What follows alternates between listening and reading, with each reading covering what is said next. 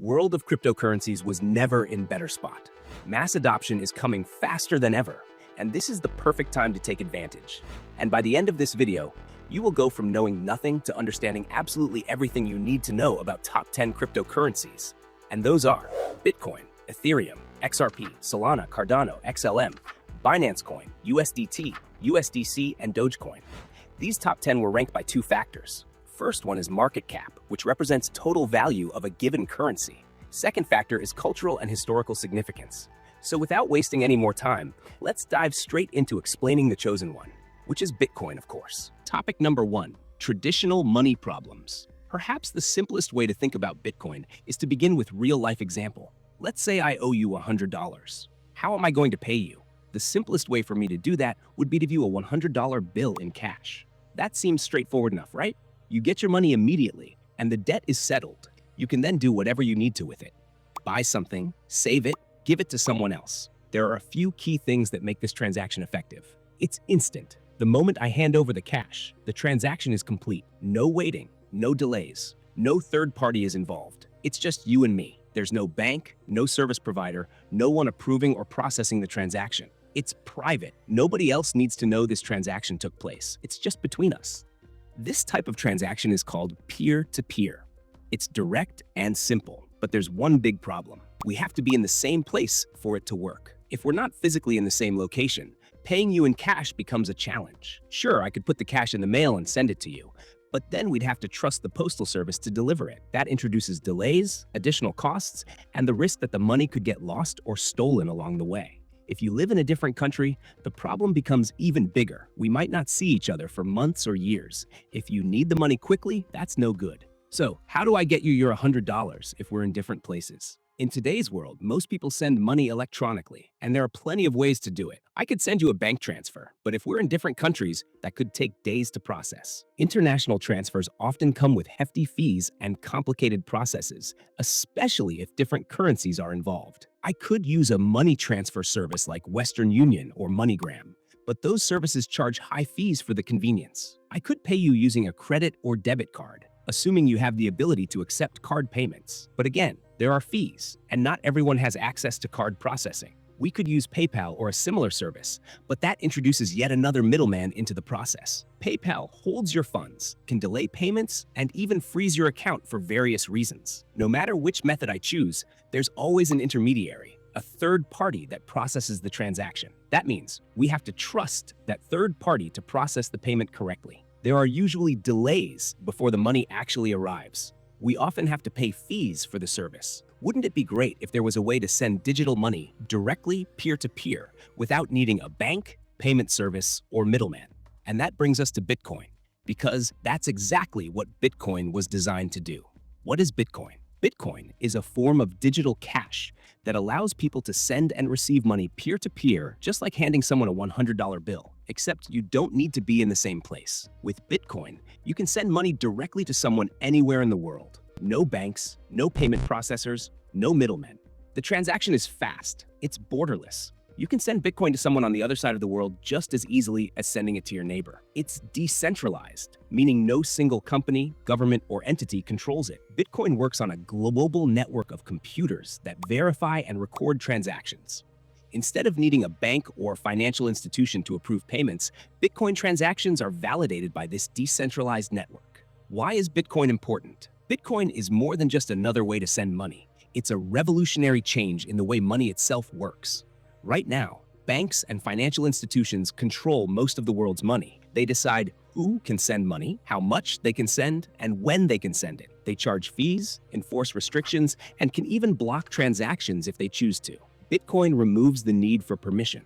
With Bitcoin, anyone with an internet connection can send and receive money freely without needing approval from any bank, government, or payment provider. Bitcoin is also limited in supply, unlike traditional money, which can be printed endlessly by governments. This makes it a scarce asset, similar to gold. Let's recap topic number 1 for a second. At its core, Bitcoin is a solution to the problems of traditional money. It allows people to transfer value instantly, securely, and without needing to trust a third party. It's like digital cash that works across borders and is resistant to control by banks or governments. And while it may seem complex at first, the basic idea is simple. Bitcoin is money that only you control. Now that we've covered the basics of what Bitcoin is, let's dive deeper into how it actually works. But before we do that, make sure to follow me on Twitter. Link is down in description, and here is my username. Why Twitter? Well, Twitter is #1 social media for crypto-related information. You absolutely want to have it, because in crypto, everything is about information. Those who have early informations are the ones that make money. Okay, moving on to topic number 2, which is how Bitcoin actually works. Bitcoin isn't just some digital asset floating around on the internet. It's a powerful online network that enables value to be transferred across the internet between individuals without the need for an intermediary. Bitcoin, with a capital B, refers to the network itself, the decentralized system that enables transactions to occur. On the other hand, Bitcoin, with a lowercase b, refers to the currency that exists on the Bitcoin network. The ticker for Bitcoin is BTC, and we will use it from now on when we want to refer to the currency itself to avoid any confusion. BTC ticker symbol is used in exchanges and financial markets when people trade Bitcoin. You will be able to see it if you ever visit any cryptocurrency exchange. Now, who created Bitcoin? Bitcoin's origins are mysterious, to say the least. It was created by an unknown individual or group who went by the name Satoshi Nakamoto. To this day, nobody knows who Satoshi really is, or even if he is actually a single person or a group of developers. On October 31st, 2008, Satoshi published a groundbreaking document known as the Bitcoin White Paper. The paper was titled Bitcoin, a peer-to-peer electronic cash system, and its very first line set the stage for the revolution. A purely peer-to-peer version of electronic cash would allow online payments to be sent directly from one party to another without going through a financial institution. That sentence alone encapsulates Bitcoin's core idea, removing financial institutions from the equation and allowing people to transact freely over the internet. Satoshi had an incredibly difficult challenge ahead. How do you create a system that allows people to transact digitally over the internet without needing a trusted third party to keep track of everything? In the traditional financial system, banks act as record keepers. They ensure that when you send money, you actually have that money. They also prevent double spending, meaning you can't use the same funds twice. But if you remove the banks, who keeps track of transactions? How do you make sure people only spend what they actually have? And, more importantly, how do you eliminate the need for trust in the first place? Let's be honest, people, when given the opportunity, often act out of self-interest. If there's a loophole that lets them spend digital money multiple times or create money out of thin air, some will try to exploit it. So without banks to verify balances, how do you make sure Bitcoin remains secure and honest? To understand why Bitcoin's solution is revolutionary, let's once again look at how traditional money works. Physical cash. Paper money is difficult to forge, and if you try, you'll likely face serious punishment. That's how governments enforce the integrity of physical currency. Electronic transactions. When you use a debit or credit card, the bank updates its central records to ensure you don't spend more than you have. Central banks. The financial system depends on central banks to issue and regulate money. However, they can also print more at any time, which devalues the currency over time. And that's exactly what has been happening in recent years. Satoshi figured out a brilliant way to create a decentralized financial system without the need for banks. Instead of relying on a single entity to keep track of transactions, Bitcoin is engineered so that every computer running the Bitcoin software keeps a complete record of all transactions. These computers are known as nodes. A node is simply a computer that is downloaded and is running the Bitcoin software. Think of it like this. Each node acts as an independent bookkeeper, recording every transaction that happens on the network. So rather than one central database controlled by a bank, Bitcoin uses a distributed ledger, a shared record of transactions that is constantly updated and verified across thousands of nodes around the world. This means no single point of failure. If one node goes offline, the network continues without issue. No central authority, no bank, government, or institution controls the system. Security through decentralization. Every node checks and verifies transactions, ensuring no one can cheat the system. With traditional banking systems, all financial records are stored in centralized databases. This creates huge risks. If a hacker gains access to a bank's database, they could alter or delete all records. Fraud and corruption. A centralized authority has full control over records, meaning transactions could be manipulated or censored. Dependence on trust. You have to trust that your bank is keeping honest records and won't block or restrict access to your own money. Bitcoin removes these risks by distributing its ledger across thousands of independent nodes. How Bitcoin transactions are secured. Every transaction on the Bitcoin network is checked and verified by nodes. Transactions are validated to ensure no one is double spending BTC. Every few minutes, new transactions are bundled together into a block.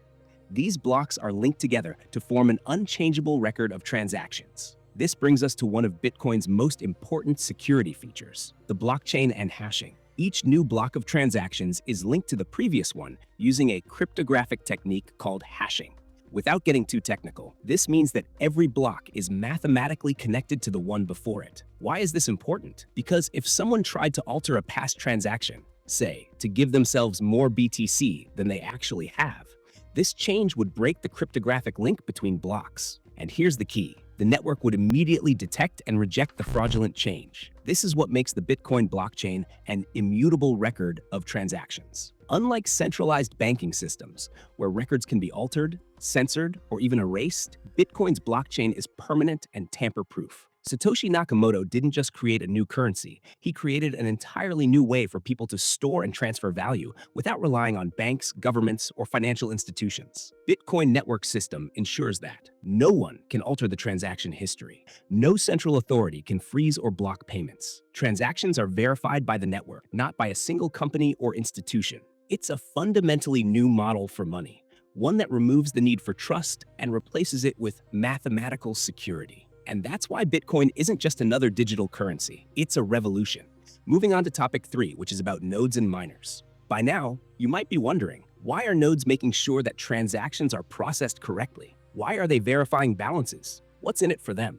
As we've already seen, Bitcoin operates on a decentralized network of nodes/computers running the Bitcoin software that store a full copy of the blockchain and help validate transactions. Running a Bitcoin node is actually a pretty straightforward process. You don't need a supercomputer or specialized hardware. In fact, a basic computer with decent storage space is enough to do the job. However, there's no financial reward for running a node.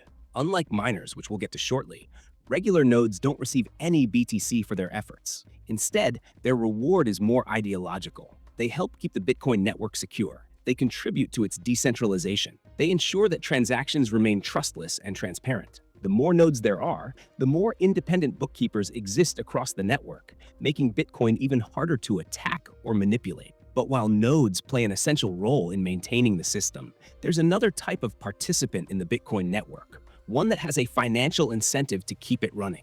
These are the miners. You've probably heard the term Bitcoin mining, but it might not be immediately clear what mining has to do with an asset that exists purely in digital form. After all, mining usually involves digging things up from the earth: gold, silver, coal. But Bitcoin isn't a physical commodity, so what exactly is being mined? The answer lies in Bitcoin's monetary policy, the way new BTC is introduced into the system. Unlike traditional currencies, which can be printed indefinitely by central banks, Bitcoin has a hard limit on its total supply. Only 21 million BTC will ever exist. That's it. No more. Ever. But these 21 million BTC weren't all created at once. Instead, they are gradually released over time. And that's where mining comes in. New BTC enters circulation through a process known as the block reward. Every time a new block of transactions is added to the blockchain, a fixed number of BTC is created and awarded to the miner who successfully mines that block. This reward serves two purposes. One, it acts as an incentive for miners to contribute their computing power to secure the network. Two, it introduces new BTC into circulation in a controlled, predictable manner. But here's the key. The block reward isn't constant. Bitcoin's code was designed to reduce the reward over time, a process known as the halving. Approximately every 4 years, the number of BTC miners receive for successfully mining a block is cut in half. This slows down the rate at which new BTC enters circulation, reducing inflation over time and ensuring Bitcoin remains scarce. This is fundamentally different from traditional money, where governments can print more and more currency, devaluing what already exists. Miners don't just secure the network for the sake of earning rewards, they also play a crucial role in keeping Bitcoin honest. This entire system of mining, competition, and block rewards is part of what's called proof of work. But what exactly does that mean? Bitcoin miners are all competing for the right to add the next block to the blockchain and claim the BTC block reward. But how do they win? It all comes down to solving a cryptographic puzzle, a mathematical challenge that requires miners to guess a random number. Now, this isn't just any number. It's a massive number with so many digits that there's no way to just figure it out through logical deduction. Instead, miners must rapidly guess trillions of possibilities until one of them gets lucky and finds the correct answer. The first miner to guess the number correctly gets to add the next block of transactions to the blockchain, claim the newly minted BTC block reward, collect transaction fees from all the transactions included in that block. Once a block is mined, the whole process starts all over again. But here's the catch. Submitting trillions of guesses takes an enormous amount of computing power, and that computing power requires a lot of electricity. Does Bitcoin mining harm the environment? This is where a lot of criticism comes in. Because Bitcoin mining consumes large amounts of energy, many people argue that it's bad for the environment. And yes, if mining were powered entirely by fossil fuels, that would be a valid concern. But here's the good news. A growing percentage of Bitcoin mining now uses renewable energy sources, such as solar power, wind energy, hydroelectricity. In fact, Bitcoin mining is increasingly being powered by energy that would otherwise go to waste, making it far more sustainable than most people think. But that's a topic for another discussion. For now, just know that while mining does require significant energy, the environmental impact depends entirely on the energy source being used, and many miners are shifting toward greener solutions. With all this talk about nodes and miners, you might be wondering, do I have to be a node or a miner to use Bitcoin? Not at all. Unlike the traditional financial system, where you need permission to open a bank account or send money, Bitcoin is open to anyone with an internet connection. No bank account required, no government approval needed, no restrictions on who you can send money to. If you have BTC, you can send it to anyone, anywhere in the world, instantly, with no middleman standing in your way. And that's one of Bitcoin's most powerful features. So to summarize, nodes help maintain the Bitcoin network, but aren't financially rewarded. Miners compete to solve cryptographic puzzles in exchange for new BTC and transaction fees. Bitcoin's total supply is fixed at 21 million, making it scarce and resistant to inflation. Mining is energy intensive, but it's increasingly powered by renewable energy. Anyone, anywhere can use Bitcoin. No banks, no middlemen, no barriers. And that's why Bitcoin isn't just a currency, it's a revolution in financial freedom. Welcome to the future of money. Topic 4, private and public keys. Bitcoin's security and functionality are deeply rooted in a concept known as public key encryption, which is one of the key reasons why Bitcoin operates as the most secure payment network on Earth. This system involves 3 critical components that work together seamlessly, allowing anyone to use the network to transfer BTC safely and effectively. Let's break it down. The very first component is the private key, which is a randomly generated string of letters and numbers created by the Bitcoin software for a new user. This private key, as the name suggests, must be kept secret at all costs. Without it, you lose access to your Bitcoin, and if someone else gets their hands on it, they can access your Bitcoin as well. Think of it as your online banking password. If someone else has it, they control your account. It's critical to understand that the private key is the key to unlocking your Bitcoin, and without it, you cannot access your funds. Later, I'll explain how private keys are stored for safekeeping. Public key. The next component in this system is the public key. Using the private key, Bitcoin software runs a complex mathematical process that generates a public key. These keys are essentially long strings of random letters and numbers. Importantly, the process that creates the public key from the private key is irreversible. This means you can generate a public key from a private key, but you can't reverse engineer a private key from a public key. This adds an extra layer of security, ensuring that your private key remains private and safe. Bitcoin address. Now, while the public key is an important part of the process, it isn't yet ready to be shared with others. Before you can share your public key with someone, another layer of mathematical processes is applied to create what's known as your Bitcoin address. This Bitcoin address is another string of numbers and letters, and it can also be represented as a QR code for easy scanning. The address itself is what others need in order to send you Bitcoin. It's similar to a bank account number in the traditional financial world. You can share this address with others, and they can use it to send Bitcoin to you over the network. In Bitcoin's early days, the process of generating private keys, public keys, and addresses was a bit more complicated.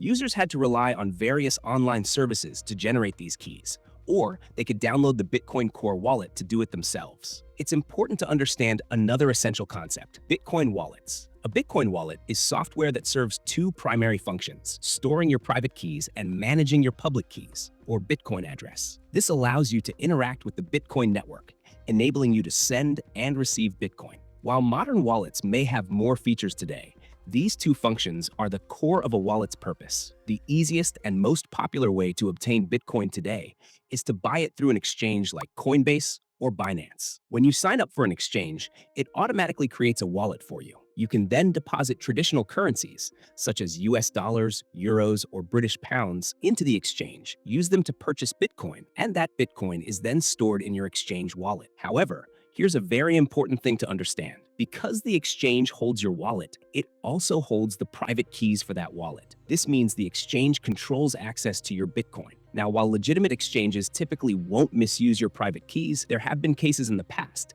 where less trustworthy exchanges have done so. Even the largest exchanges, like FTX, can be compromised or act in dishonest ways behind the scenes. So, one of the most crucial things any Bitcoin holder can do is practice self-custody. This means taking control of your private keys and storing them securely yourself, rather than relying on an exchange. By doing so, you ensure that only you have access to your Bitcoin. There's a lot of information about Bitcoin to digest here. So to wrap up this introduction, let's focus on the most crucial thing you need to know if you're planning to get your hands on some Bitcoin. The first step is using a reputable exchange to buy your Bitcoin. But the next and most important step is taking custody of your private keys. This means storing them yourself. The best way to do this is by using a wallet that you control, not one hosted by an exchange or any third party. Bitcoin is designed to be trustless, meaning that it's built on the idea that you don't have to trust anyone else to handle your funds. If you're trusting someone else to hold your private keys,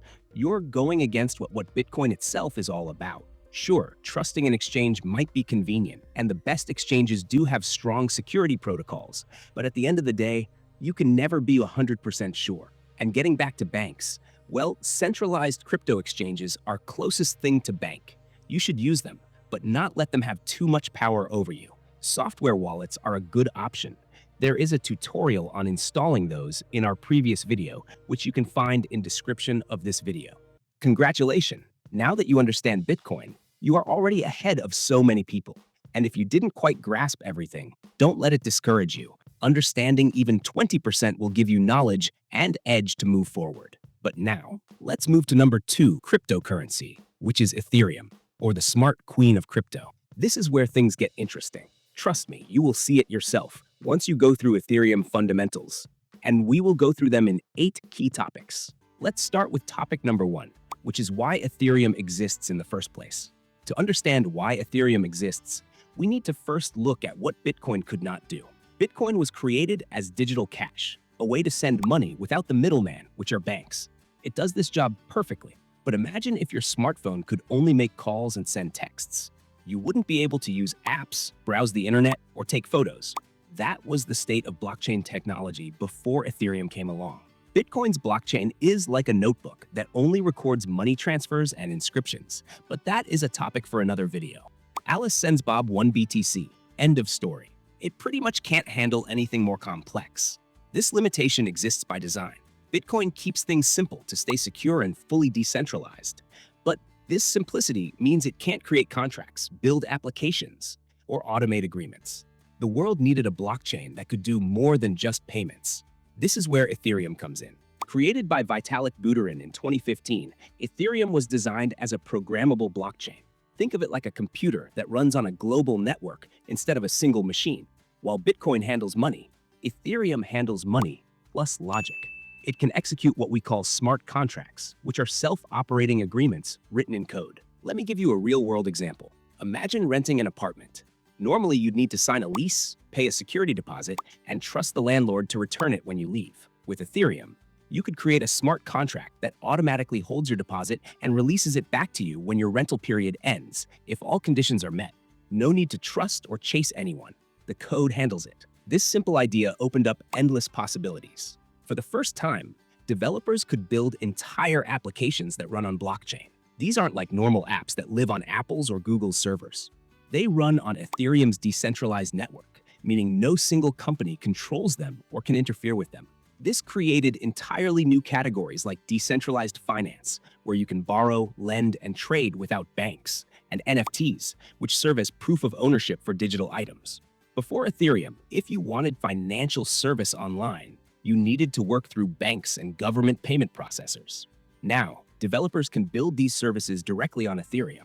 A lending app can connect borrowers and lenders worldwide without a bank in the middle. An artist can sell digital artwork directly to collectors with automatic royalty payments built in. The key innovation was making blockchain programmable. Bitcoin gave us digital money that doesn't require trust in banks. Ethereum took this further by giving us digital agreements that don't require trust in any middleman. This is why Ethereum has become the foundation for an entire ecosystem of applications that are changing how we interact with money, contracts, and even online identity. To put it simply, if Bitcoin is like email, a way to send messages directly without going through the post office, then Ethereum is like the entire internet built on top of email. It's not just a tool, but a platform for building new tools. This is why Ethereum has grown to become the second largest cryptocurrency, and that is why understanding it gives you such an advantage in the crypto space. In our next topic, we'll compare Ethereum and Bitcoin directly, so you can see exactly how they differ in their design and purpose. But already, you can see why the world needed more than just Bitcoin. We needed a blockchain that could do more than just send money from point A to point B. Topic number 2, comparing Bitcoin and Ethereum. Now that we understand why Ethereum was created, let's compare it directly to Bitcoin. Many beginners think they're just two versions of the same thing, but that's like comparing a bicycle to a motorcycle. Both get you from point A to point B, but one can do much more. All right, let's break it down into 3 key areas: transactions, security, and flexibility. First, transactions. On Bitcoin, a transaction is simple. It's just a record of someone sending Bitcoin to someone else. That's it. On Ethereum, a transaction can be much more complex. It could involve executing a smart contract, minting an NFT, or interacting with a decentralized app. This is why Ethereum transactions require more data and often cost more in fees, which we'll cover in topic 4. Second, security. Bitcoin uses a system called proof of work, where miners solve complex math problems to validate transactions. This makes Bitcoin extremely secure but uses a lot of energy. Ethereum used to work the same way, but recently switched to proof of stake, where validators lock up Ethereum to secure the network. This reduced Ethereum's energy use by 99%, which we'll explore in topic 5. Third, flexibility. Bitcoin's scripting language is intentionally limited to keep it secure and simple. Ethereum's programming language is much more flexible, allowing developers to build almost any application they can imagine. This flexibility is why Ethereum has become home to decentralized finance, NFTs, and thousands of other applications. Here's a real-world example to show the difference. Imagine you want to send money to a friend overseas. With Bitcoin, you can send the money directly without a bank. That's great. But what if you want to add conditions? Maybe you only want the money sent if your friend arrives safely, or you want to split it between multiple people automatically. Bitcoin can't do that. Ethereum can, through smart contracts. Another big difference is speed. Bitcoin processes about 7 transactions per second. Ethereum currently handles about 30, though upcoming upgrades aim to increase this significantly. This might not sound like much compared to XRP's 1,500 transactions per second. But remember, these are global networks that don't rely on any central authority. The communities behind each project also have different philosophies. Bitcoiners tend to prioritize security and decentralization above all else. The Ethereum community is more willing to make changes and upgrades to enable new features. This is why Ethereum evolves faster, though some argue this makes it less stable than Bitcoin. To summarize, Bitcoin is like digital gold, a store of value and medium of exchange. Ethereum is like digital oil, powering a vast ecosystem of applications. Bitcoin is the more conservative, stable option. Ethereum is the more experimental, flexible platform.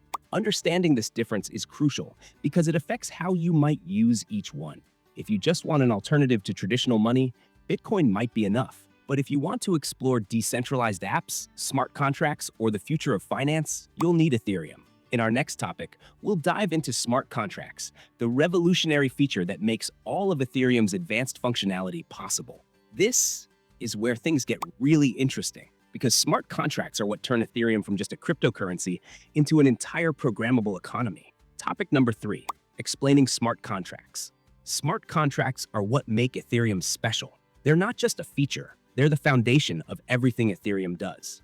But what exactly are they? Let me explain it in the simplest way possible. A smart contract is like a vending machine for agreements. You put in your money, select what you want, and the machine automatically gives it to you. No cashier needed, no trust required. The rules are built into the machine itself. That's exactly how smart contracts work on Ethereum, except they can handle much more than just snacks. Here's how they work in practice. A smart contract is a set of instructions written in code that lives on the Ethereum blockchain. Once deployed, it runs exactly as programmed. No one can change it, stop it, or interfere with it. The contract executes automatically when certain conditions are met. Let's look at a concrete example. Imagine you're buying a house. Normally, you'd need lawyers, banks, and escrow services to handle the transaction. With a smart contract, you could program the entire process in 3 steps. Here is an example. Step number 1, the buyer deposits the purchase amount into the contract. Step number 2, the seller provides digital proof of ownership. Step number 3, when both conditions are met, the contract automatically transfers the money to the seller and the ownership to the buyer. No banks taking days to process the transaction. No lawyers charging fees. No risk of either party backing out. The contract handles everything automatically based on the rules written into its code. This might sound simple, but the implications are enormous. Smart contracts eliminate the need for middlemen in all kinds of transactions. Here are some examples that you might be familiar with of what smart contracts can do. Number 1, automate insurance payouts when flight delays occur.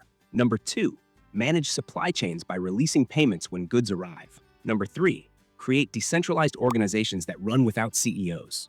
Number 4, handle payroll by paying employees exactly when they complete work. You don't need to trust the other party. You just need to trust that the code will execute as written. And since the code is public on the blockchain, anyone can verify how it works. This technology has already created trillion-dollar industries. Decentralized finance or DeFi platforms use smart contracts to recreate banking services without banks.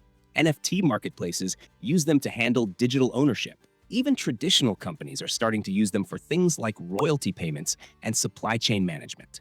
Let me explain one example I like to use when people ask me about NFTs. You know about luxury watch company called Rolex.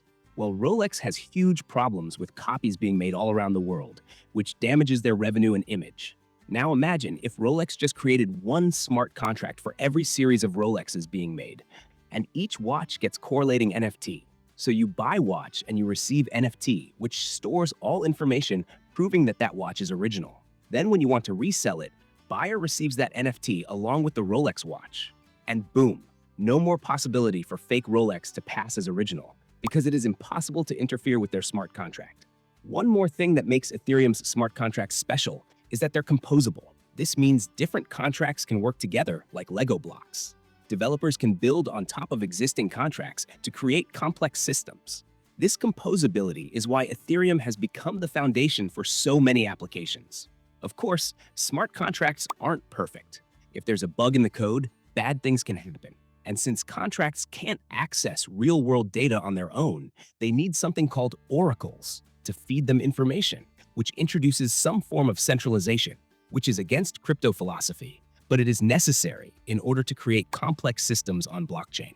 But despite these challenges, smart contracts represent a fundamental shift in how we make agreements. They're creating a world where business logic can be automated, where intermediaries become optional, and where trust is established through code rather than institutions. In our next topic, we'll look at gas fees, which are the cost of running these smart contracts and transactions on Ethereum. Because while smart contracts are powerful, they're not free to use. And understanding how gas fees work is crucial for anyone using Ethereum. Topic number 4, how gas fees and transactions work. If you've ever tried using Ethereum, you've probably noticed that every transaction costs something. This isn't arbitrary. There are important reasons why Ethereum can't be completely free to use. Think of gas fees like the fuel that keeps Ethereum running. Just like your car needs gasoline to drive, every operation on Ethereum requires gas to execute. This includes sending ETH, interacting with smart contracts, or interacting with NFTs. The more complex the operation, the more gas it requires. Here's how it works in practice.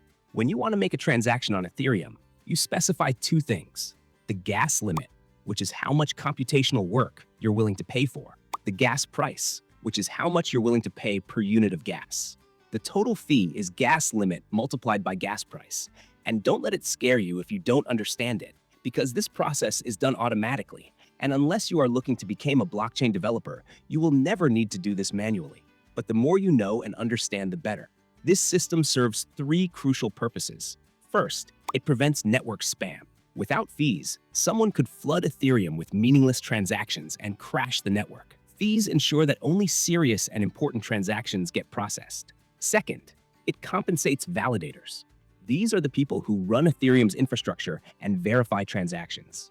Gas fees are their incentive to keep the network secure and operational. Third, it allocates resources fairly. When the network is busy, users who need their transactions processed quickly can pay higher fees to jump the queue. Let me give you a real-world comparison. Imagine Ethereum is a highway and transactions are cars. Gas fees are like tolls.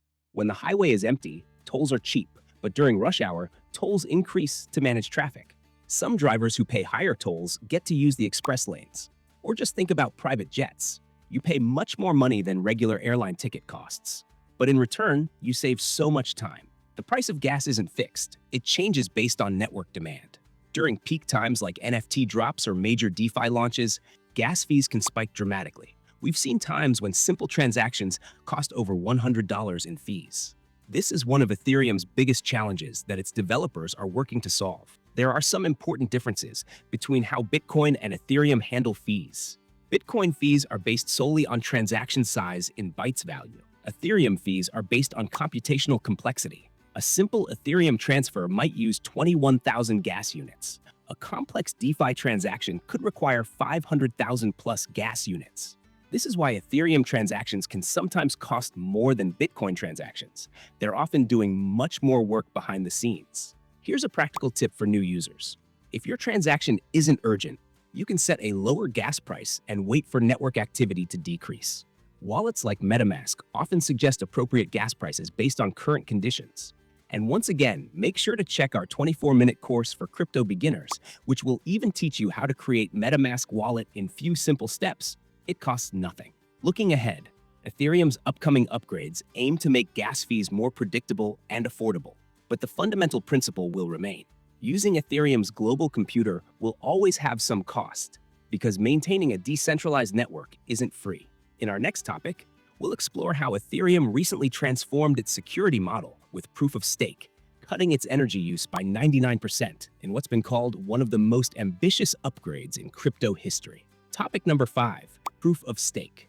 Ethereum recently underwent one of the most significant changes in crypto history. In September 2022, after years of development, Ethereum successfully transitioned from proof of work to proof of stake. This wasn't just a small upgrade, it completely transformed how Ethereum operates while solving one of its biggest criticisms, which is energy consumption. Let's start by understanding what proof of stake actually means. Under the old proof of work system that Bitcoin still uses, miners competed to solve complex math problems to validate transactions. This required massive amounts of electricity. At its peak, Ethereum was using as much energy as a small country. Proof of stake changes this dramatically. Instead of miners, we now have validators. These validators don't solve math problems, they simply lock up or stake their Ethereum to participate in securing the network. The more Ethereum you stake, the higher your chances of being chosen to validate transactions and earn rewards. Here's how it works in practice. First, to become a validator, you need to stake at least 32 Ethereum. This is like putting down a security deposit that proves your eligibility. Second, validators are randomly selected to propose new blocks of transactions. The selection isn't completely random. Those who stake more Ethereum have better odds, but there's always an element of chance. Third, other validators verify the proposed block. If enough agree it's valid, the block gets added to the blockchain and the validator receives a reward. Fourth, if a validator tries to cheat or approve fraudulent transactions, they can lose part or all of their staked Ethereum. This is called slashing, and it's what keeps validators honest. The benefits of this system are enormous. First, energy efficiency. Proof of stake reduced Ethereum's energy consumption by over 99%. Validating transactions now uses about the same energy as a large home computer rather than an industrial mining operation. Second, accessibility. Under proof of work, mining required expensive specialized hardware. Now, anyone with 32 Ethereum can participate in securing the network. Third, security. The economic incentives make attacking the network extremely costly. To manipulate transactions, you'd need to control at least 51% of all staked Ethereum, an amount that would cost enormous amount of dollars to acquire. Fourth, scalability. Proof of stake lays the foundation for future upgrades that will help Ethereum handle more transactions per second. Let me give you a real-world comparison. Proof of work is like a lottery where everyone buys tickets by solving math problems, which burns energy. Proof of stake is like a lottery where your chances depend on how much money you're willing to lock up as collateral, which uses minimal energy. There are some concerns worth mentioning. First, proof of stake favors those with more Ethereum, potentially leading to centralization among large holders. Second, the 32 Ethereum requirement makes it difficult for average users to participate directly. Third, the system is still relatively new compared to Bitcoin's battle-tested proof of work. Despite these concerns, the transition has been remarkably smooth. Today, over 26 million Ethereum, which is worth tens of billions of dollars, is staked, securing the network. The environmental benefits alone make this one of the most important developments in crypto history. Looking ahead, proof of stake enables further upgrades to Ethereum's architecture, which we'll explore in our final topics. But first, in our next section, we'll examine how all these technical foundations support Ethereum's most exciting use cases, the trillion-dollar world of decentralized finance and applications. Topic number 6, decentralized finance and decentralized applications.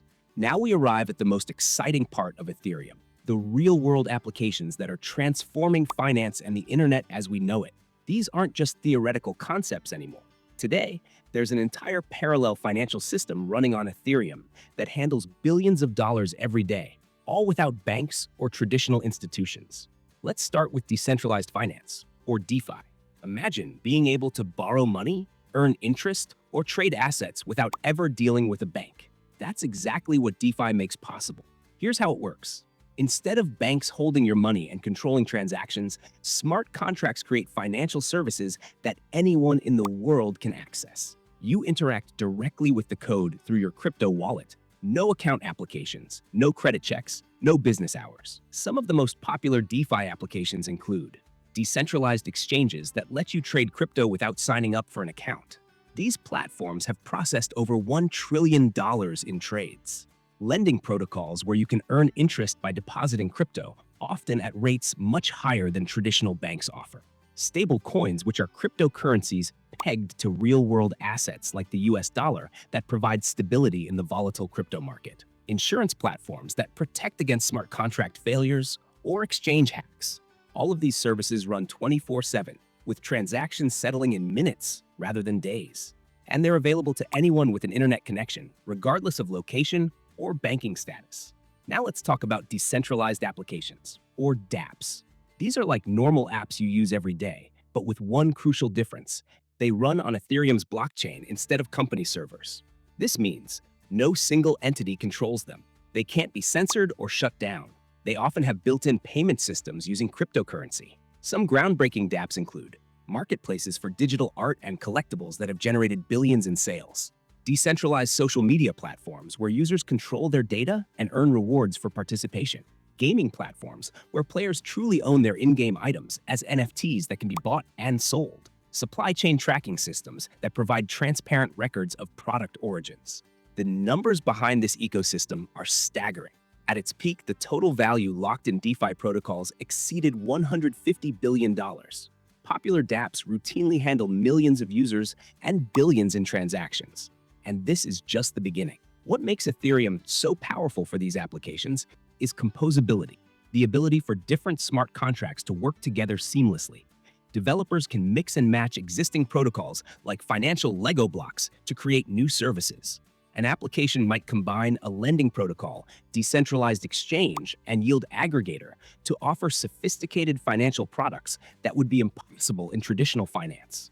Of course, this new frontier comes with risks. Smart contract bugs have led to hundreds of millions in losses. Scam projects abound in the unregulated space, and the complexity can be daunting for newcomers. But the potential is undeniable. Ethereum is enabling new business models for creators and internet services that put users in control. As the technology matures and becomes more user-friendly, we're likely to see even more innovative applications emerge. In our next topic, we'll examine the challenges Ethereum faces as it grows, from technical limitations to regulatory uncertainty. Because while the potential is enormous, the path forward isn't without obstacles. Which bring us to topic number 7, Ethereum's biggest challenges. For all its revolutionary potential, Ethereum faces significant hurdles that could determine its long-term success. Let's examine the three biggest challenges standing between Ethereum and mass adoption. First challenge is scalability issues. Ethereum currently processes about 30 transactions per second. Compare that to XRP's 1,500, and you see the problem. During peak times, the network becomes congested, sending gas fees skyrocketing to hundreds of dollars per transaction. This makes simple interactions prohibitively expensive for regular users. The Ethereum team is working on solutions through upgrades like sharding, which is splitting the network into smaller pieces, Layer 2 solutions, which are secondary networks that batch transactions, and continued optimizations to the base layer. But these fixes take time, and until they're fully implemented, Ethereum struggles with its own success. When applications go viral, they often become unusable due to network congestion. Second challenge is rising competition. Other blockchains have emerged promising faster speeds and lower fees.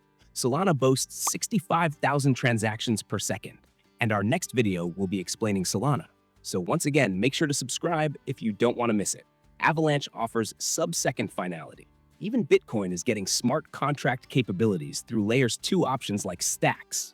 These competitors have attracted developers and users with near-instant transactions, fees costing fractions of a penny, and developer-friendly environments. While Ethereum still dominates in total value locked in developer activity, the competition is forcing rapid innovation. The risk is fragmentation, where no single blockchain achieves critical mass because users are spread too thin across dozens of networks. Third challenge is regulatory uncertainty. Governments worldwide are scrambling to understand and regulate decentralized finance. Key concerns include tax compliance for DeFi transactions, consumer protection against scams and hacks, anti-money laundering enforcement. The biggest threat is the potential classification of Ethereum as a security rather than a commodity. This could subject it to much stricter regulations that might limit who can buy and trade Ethereum, force changes to how staking works, create compliance burdens for developers. Recent actions against crypto companies suggest regulators are taking a harder line. How Ethereum navigates this landscape will significantly impact its future. Additional challenges worth noting. User experience remains too technical for mainstream adoption. Environmental concerns persist despite proof-of-stake transition. Centralization risks in staking pools and Layer 2 solutions. The path forward isn't easy, but Ethereum's strong developer community and first-mover advantage give it a fighting chance. Upcoming upgrades aim to address many of these issues, which we'll explore in our final topic about Ethereum's future. What's clear is that solving these challenges will require balancing three competing priorities: maintaining decentralization, the core ethos of crypto, achieving scalability in order to support mass adoption, and ensuring security in order to protect billions in value. In our final section, we'll look at Ethereum's roadmap and why many believe its best days are still ahead. The solutions to these challenges could determine not just Ethereum's future, but the future of the entire blockchain industry. Topic number 8, the future of Ethereum. Ethereum stands at a crossroads. It has already revolutionized blockchain technology, but its greatest achievements may still lie ahead. The next few years will determine whether Ethereum becomes the foundation for a new internet and financial system or gets overtaken by faster, more efficient competitors. So what does the future hold? Let's break it down into three key areas: upgrades, adoption, and long-term potential. First, upgrades. Ethereum's development roadmap, known as Ethereum 2.0 or the merge, which already happened, was just the beginning. The next major phases include dank sharding, a scaling solution that will split Ethereum into smaller chains, increasing transaction capacity exponentially. Proposer-builder separation, or PBS, which aims to reduce centralization risks in block production. Account abstraction, making wallets smarter and more user-friendly, so interacting with Ethereum feels as simple as using a regular app. These upgrades could finally solve Ethereum's scalability issues, bringing fees down to cents instead of dollars and supporting millions of users seamlessly. Second, adoption. Ethereum's real-world use is growing faster than ever. Major companies like Visa and PayPal are experimenting with Ethereum-based settlements. Governments are exploring central bank digital currencies, or CBDCs, built on Ethereum's tech. Even traditional finance is embracing DeFi, with institutions using Ethereum for everything from bond issuance to derivatives trading. But the most exciting adoption is happening at the grassroots level. Artists, gamers, and entrepreneurs are building entirely new economies on Ethereum.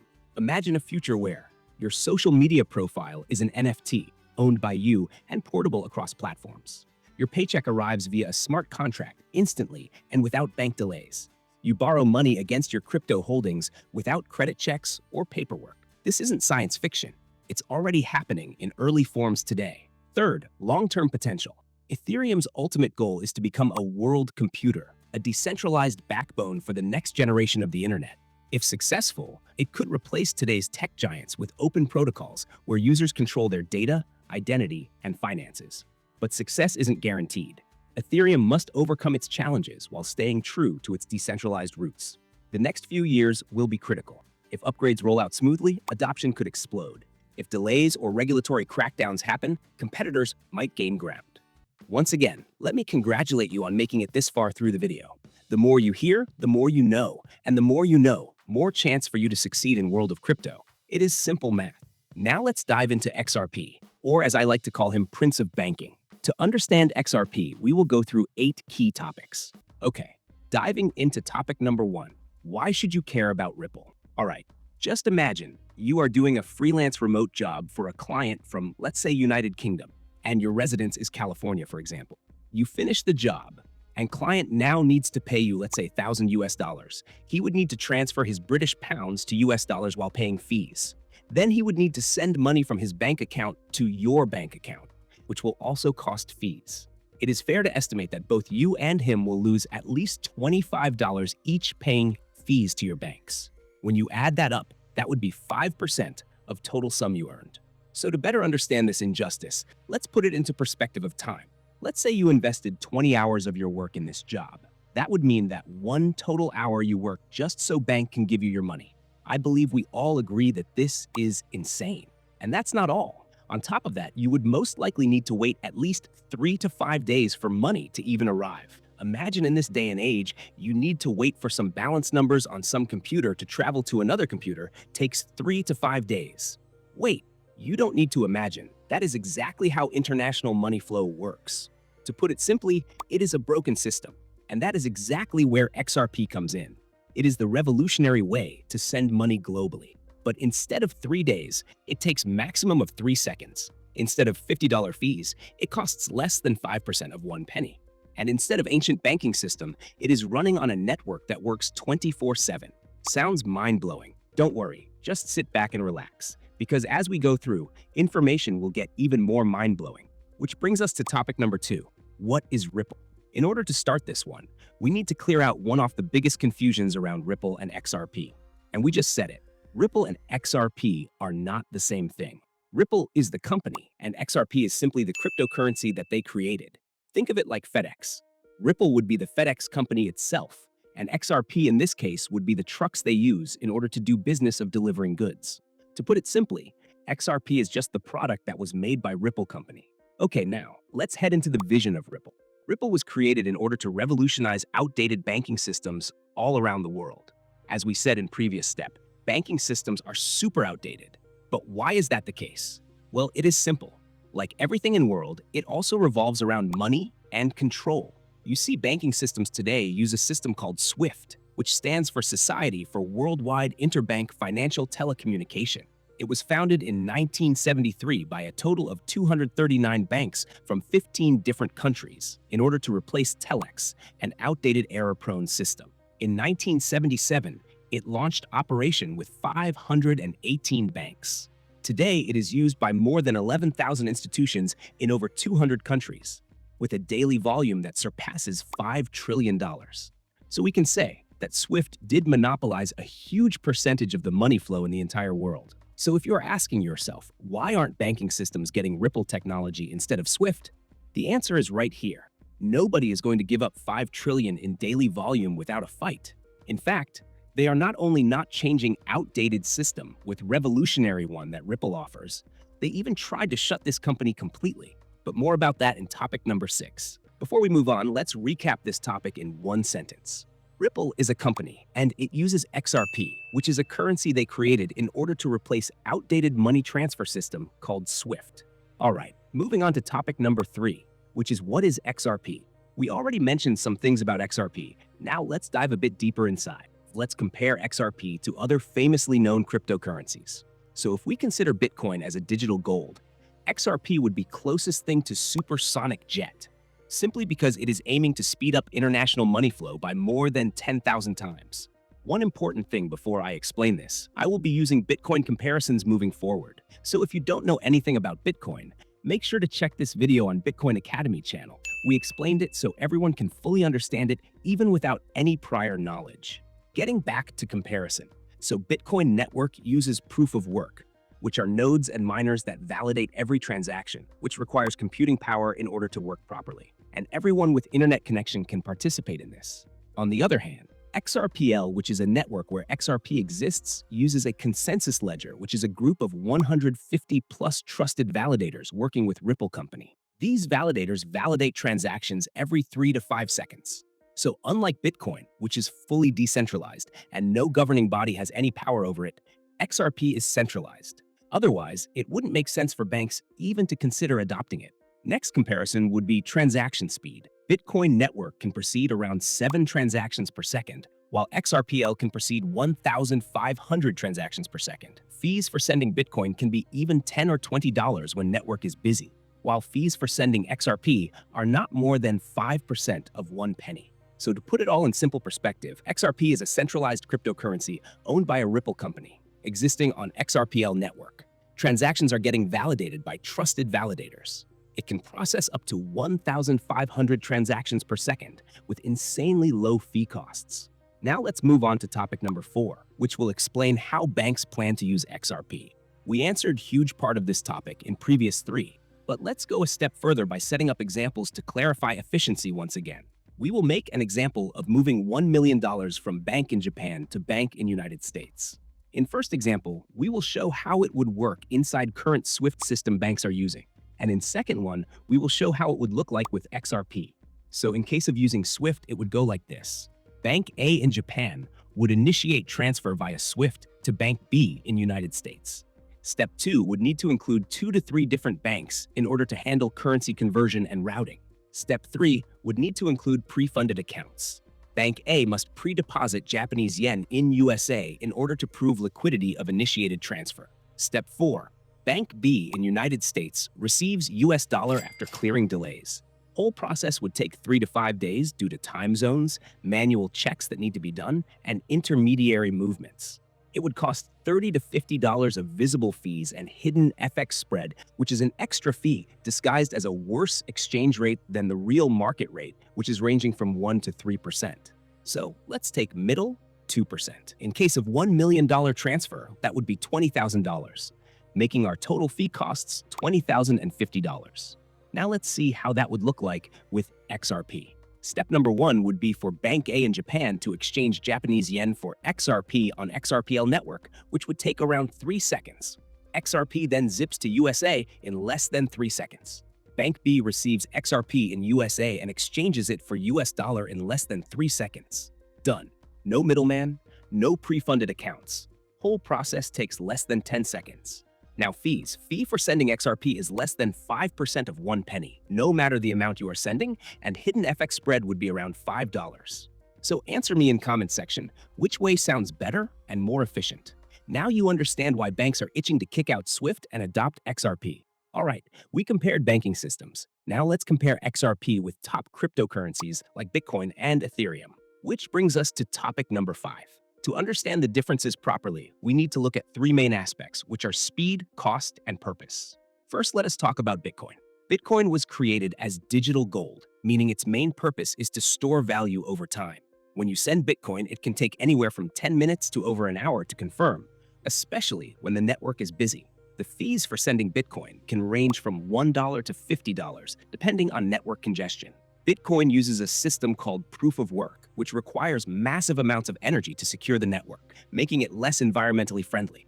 The key thing to remember is Bitcoin is fully decentralized, meaning no single company or entity controls it. Now let us look at Ethereum. Ethereum is like a global computer designed to run smart contracts and decentralized applications.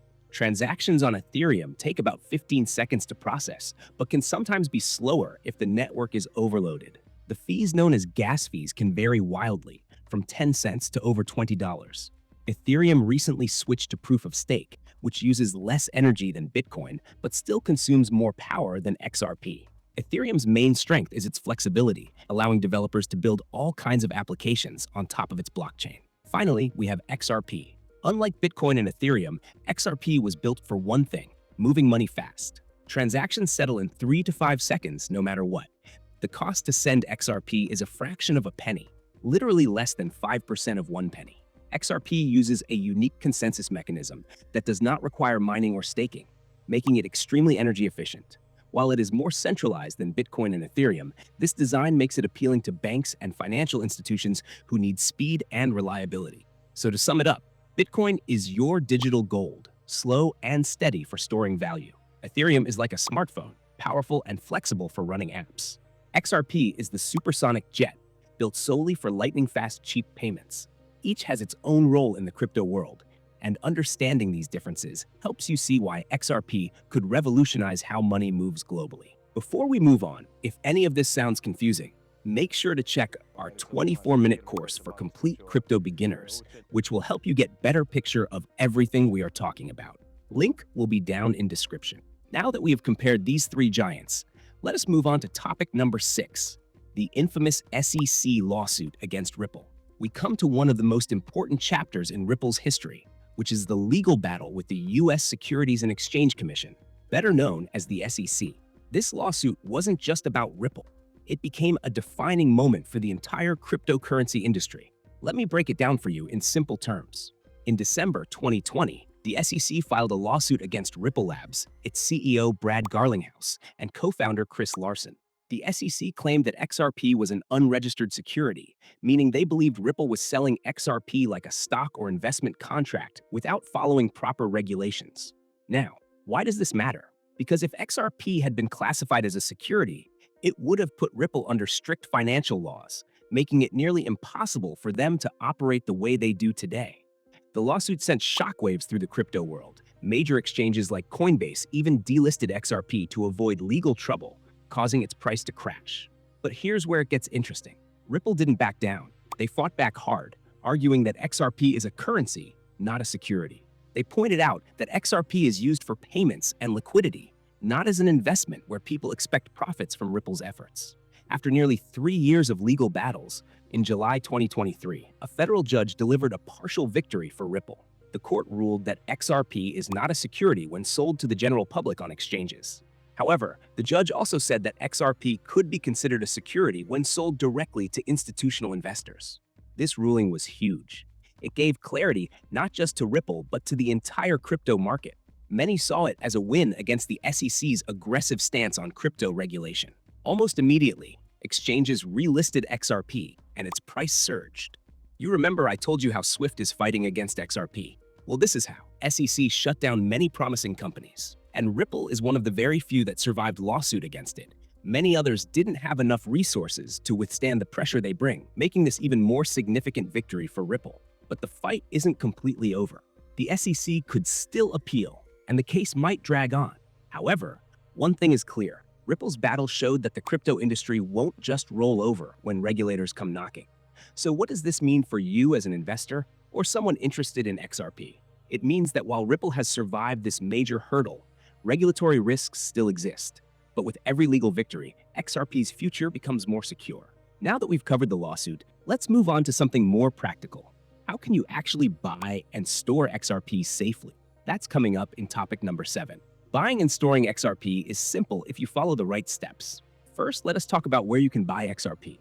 While many exchanges delisted XRP during the SEC lawsuit, all major platforms now support it. For beginners, the easiest way is to use centralized exchanges Binance or Coinbase, though availability depends on your country. The reason for this is that major exchanges support traditional currency deposits, meaning you can deposit your funds in, let's say, US dollar value and easily exchange it for XRP in a matter of minutes. Once you have chosen an exchange, the process is straightforward. Create an account, complete identity verification if required, deposit funds using your bank account or credit card, then place an order to buy XRP at the current market price. The fees will vary depending on which exchange you use, but they are generally much lower than traditional banking fees we discussed earlier. After purchasing XRP, the most important step is storing it safely. Never leave your XRP on exchanges long term, because if the exchange gets hacked or goes bankrupt, you could lose everything. Instead, transfer your XRP to a secure wallet you control. There are several good options for XRP wallets, but wallets are topic for another video. We already covered 3 wallets for Bitcoin, Ethereum, and Solana network in our 24-minute course video. We will make a video on Bitcoin Academy in next few weeks, which will cover best wallet options for all top cryptocurrencies. So make sure to subscribe so you don't miss out on that guide. For this video, I will only suggest number 1 option I prefer, which is a wallet called Zaman Wallet, formerly known as Zoom. Once your wallet is ready, you can withdraw XRP from the exchange by entering your wallet address. Transactions typically complete in 3 to 5 seconds with fees less than a penny. For those holding large amounts of XRP, consider using a multi-signature wallet for extra security. This requires multiple approvals before any transactions can be made, protecting you from theft even more than normal wallets do. Now that you know how to buy and store XRP safely, let us look ahead to our final topic, the future of XRP and what it could mean for the global financial system. Before we continue, like button is right there, and your support helps us create more content like this. Now let us move to topic number 8, the future of XRP. Now that we have covered everything from how XRP works to how to buy and store it safely, let us look ahead to what the future might hold for this revolutionary cryptocurrency.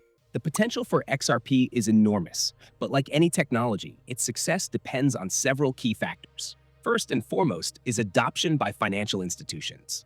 We have already seen banks and payment providers testing Ripple's technology, with companies like Santander and SBI Remit using XRP for cross-border payments. If more banks follow suit, XRP could become the backbone of a new global financial system, replacing the outdated SWIFT network we discussed earlier. Another critical factor is regulation. While Ripple scored a partial victory against the SEC, the legal landscape remains uncertain. Governments around the world are still figuring out how to classify and regulate cryptocurrencies, and their decisions will have a major impact on XRP's future. However, the fact that Ripple has already established partnerships with central banks and financial regulators gives it a significant advantage over other cryptocurrencies. Technological advancements will also play a role. The XRP ledger is constantly being improved, with new features like smart contracts and tokenization being added to make it more versatile. These upgrades could open up new use cases for XRP beyond just payments, potentially competing with platforms like Ethereum in the decentralized finance space. Then there is the question of competition.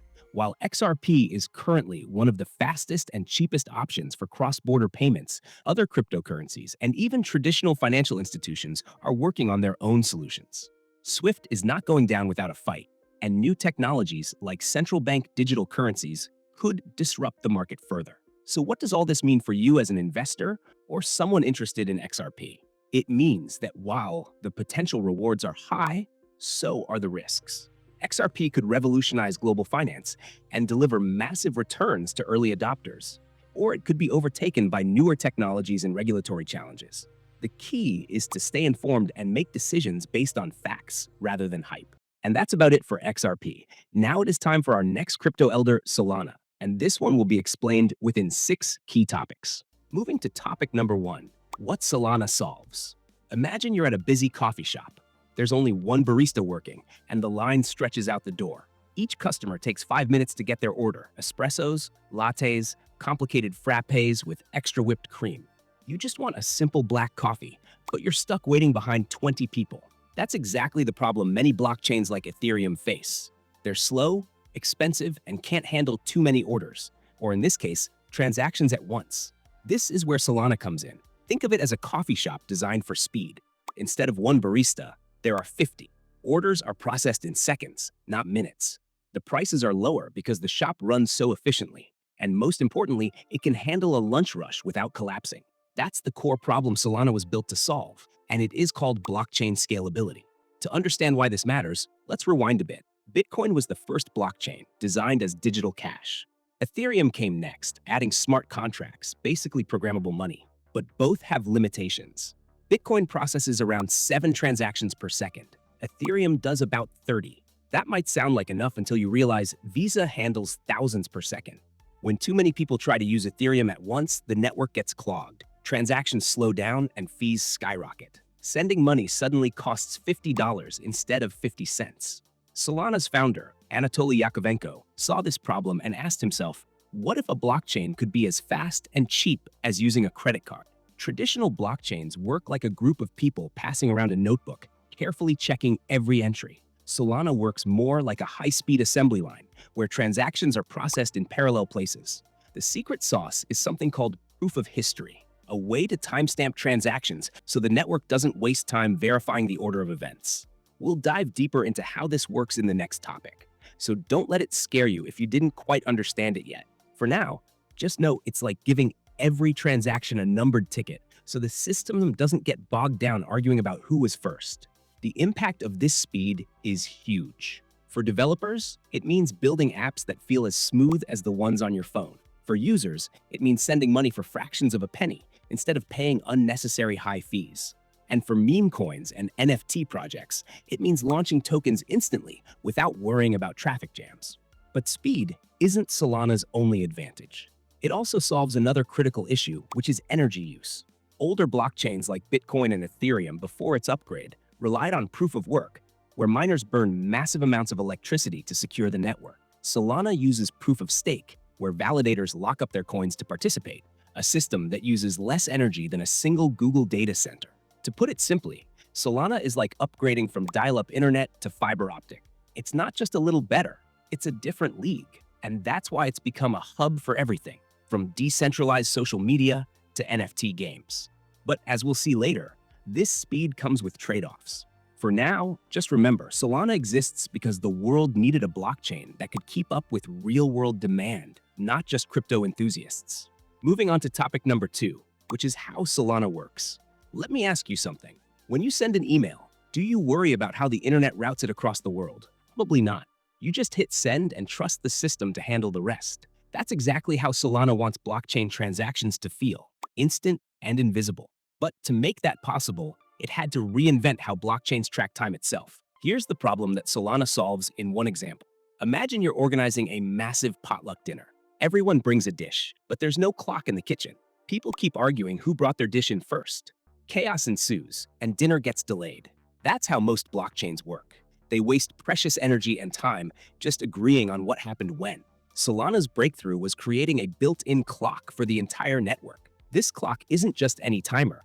It's a cryptographic heartbeat that stamps every transaction with its exact place in history. We call this proof of history, and it's like giving every potluck dish a numbered ticket when it arrives. No more arguments. The system automatically knows your dish came in at 3:02 p.m. and the second dish came at 3:05 p.m. But how does this actually make Solana faster? Let's break it down in 3 segments. Number 1, the timekeeper. At Solana's core is a special algorithm that acts like an atomic clock. It creates a continuous, verifiable record of time passing. Every transaction gets stamped into this timeline the moment it enters the network. Number 2, parallel processing.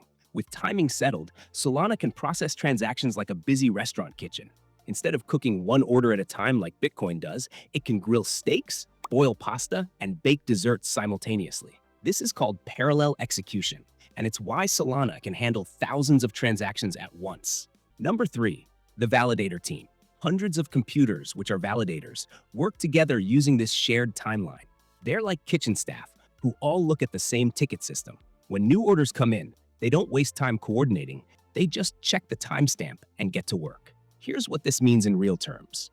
Transactions finalize in about 2 seconds, compared to Ethereum's 15 seconds to 5 minutes. Fees stay around a fraction of a penny even during busy times. The network can scale as more users join without slowing down. The magic isn't just in the speed, though. Proof of history enables something even more important: decentralized trust. Because the timeline is mathematically verified, you don't need to trust any single validator. The network itself proves what happened when, removing human factor risk. If any of this still sounds confusing, don't worry. It will all make sense by the end of this video. All right, let's move on to topic number 3, smart contracts and decentralized applications. Imagine walking into a futuristic shopping mall where every store runs entirely by machines, no cashiers, no managers, just perfectly programmed robots that never make mistakes. You buy shoes from one robot store, and it automatically pays the manufacturer, the shipping company, and even gives a royalty to the shoe designer, all within seconds. This isn't science fiction. This is exactly what smart contracts are and how they work on Solana, creating an entire economy where code replaces middlemen and everything happens at lightning speed.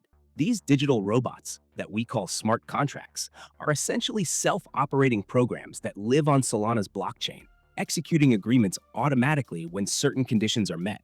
Think of them like vending machines for complex transactions. You put in your money, select what you want, and the machine handles everything else without needing a human operator. The magic of Solana is that these smart contracts can process thousands of transactions simultaneously for less than a penny each, making possible applications that would be too slow or expensive on other blockchains.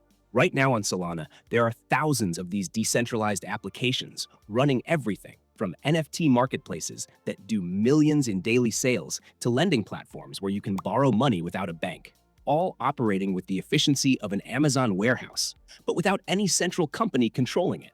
A great example is the STEPN app, which paid you cryptocurrency just for walking or running. It used smart contracts to automatically track your activity and send rewards to your wallet, with no company in the middle taking a cut. And yes, you are not crazy. That did happen. That is why I am telling you that it is super important to stay in touch with development of cryptocurrencies, because yes, if you were there back then, you could have earned money for basically walking. So if you still didn't, make sure to subscribe. Another example is Magic Eden, an NFT marketplace where artists can sell digital artwork directly to collectors, with smart contracts ensuring they get paid instantly and even receive automatic royalties every time their art gets resold. What makes Solana special is how these different applications can work together seamlessly, like digital Lego blocks, allowing developers to create complex financial services, games, and social networks that feel as fast and easy to use as the apps on your phone. While Ethereum might process these smart contract interactions one at a time, like cars waiting at a toll booth, Solana handles them like a high-speed train system, with multiple tracks running in parallel. This speed and low cost has led to an explosion of innovation, with new applications popping up daily that are redefining everything from how we see banks to how we play games online. However, as we'll explore in later topics, this incredible speed does come with some trade-offs in terms of network stability and decentralization. But for now, just understand that Solana's smart contract capabilities have created a playground where developers can build applications, limited only by their imagination, all running on a global network that never sleeps and doesn't ask for permission from any government or corporation. We have come to my favorite topic regarding Solana, which is Memecoins and community. Try to picture this. It's midnight, and instead of sleeping, thousands of people are gathered in a digital town square, trading cartoon dog pictures that somehow turned into million-dollar assets. You don't need to imagine anymore. Welcome to Solana's Memecoin ecosystem, where internet culture meets serious finance, and where a single joke can spark an economic revolution overnight. This isn't just speculation gone wild. It's proof of what happens when you combine lightning-fast transactions with a community that treats crypto like an investment and an extreme sport. The secret sauce isn't just the technology. It's how Solana's speed and low fees created the perfect playground for viral tokens. Where Ethereum might charge you $50 just to buy a meme coin, maybe more than the coin itself might be worth, Solana lets you trade them for fractions of a penny. It's like needing a Wall Street broker to trade stocks versus having a vending machine that spits out whatever internet trend is this minute. This accessibility birthed icons like BonkCoin, for example, a dog-themed token that went from being literally given away for free to being listed on major exchanges, making early investors millions overnight, all because the community willed it into existence. But meme coins are just the flashy surface. Dig deeper, and you'll find Solana's true superpower, a developer community building at breakneck speed. While other blockchains debate upgrades for years, Solana builders operate like a Silicon Valley startup on energy drinks, shipping new projects weekly, from decentralized social networks to AI-powered trading bots. The energy is contagious, turning users into evangelists who'll defend Solana through network outages and bear markets. This loyalty isn't blind faith. It's because many community members have literally built their livelihoods here, whether through trading, creating NFTs, or developing the next big DApp. It is a whole world out here. Yet for all its strengths, this culture comes with warnings. The same speed that enables innovation also enables scams to proliferate faster than moderators can stop them. The community's move-fast mentality sometimes clashes with the need for stability and security. And as we'll explore next, these tensions reveal Solana's growing pains as it transitions from rebel upstart to mature blockchain. But love it or hate it, one thing's undeniable. No other chain has captured crypto's chaotic, creative spirit quite like Solana. Moving to topic number 5, Solana's biggest challenges. Imagine you bought the fastest sports car ever made. It goes 0 to 100 in 1 second, costs pennies to fuel, and everyone turns heads when they see it. But sometimes, when you push it too hard, the engine overheats. That's Solana in a nutshell. Revolutionary speed with real reliability problems. Let's peel back the hype and examine the 3 biggest challenges threatening Solana's future. First, the network outages. Solana has suffered more than a dozen major crashes, some lasting over 18 hours. Picture our sports car stalling on the highway during rush hour. These outages usually happen when too many users flood the network at once, like when a hot NFT drop or Memecoin frenzy overwhelms the system. While developers keep tweaking the engine, these blackouts spook big investors who need rock-solid stability. Second, centralization concerns. Remember those validators securing the network? Here's the dirty secret. You need expensive, high-end computers to run one, and over 35% of them sit in data centers owned by just 2 companies. It's like having a decentralized town where half the voting booths are controlled by the same family. This happens because Solana's speed demands cutting-edge hardware, pricing out regular users. Compare this to Ethereum, where you can run a validator on a basic laptop. Third, the competition is catching up. Chains like Sui and Aptos now offer similar speeds without Solana's downtime. Even Ethereum is getting faster with its Layer 2 solutions. It's like being the only fast food joint in town, only to see McDonald's, Burger King, and Wendy's all open locations next door with cheaper menus.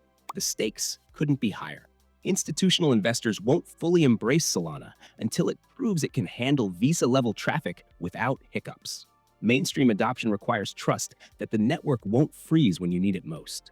And developers may jump ship if competitors offer better stability. Yet there's hope. The team's aggressive upgrade schedule shows they're taking these issues head-on. The upcoming upgrades promise to double speeds while preventing crashes. And the community's build first, fix later ethos means solutions emerge faster here than on slower chains. Congratulations on making it to topic number 6, which is the future of Solana. Picture this.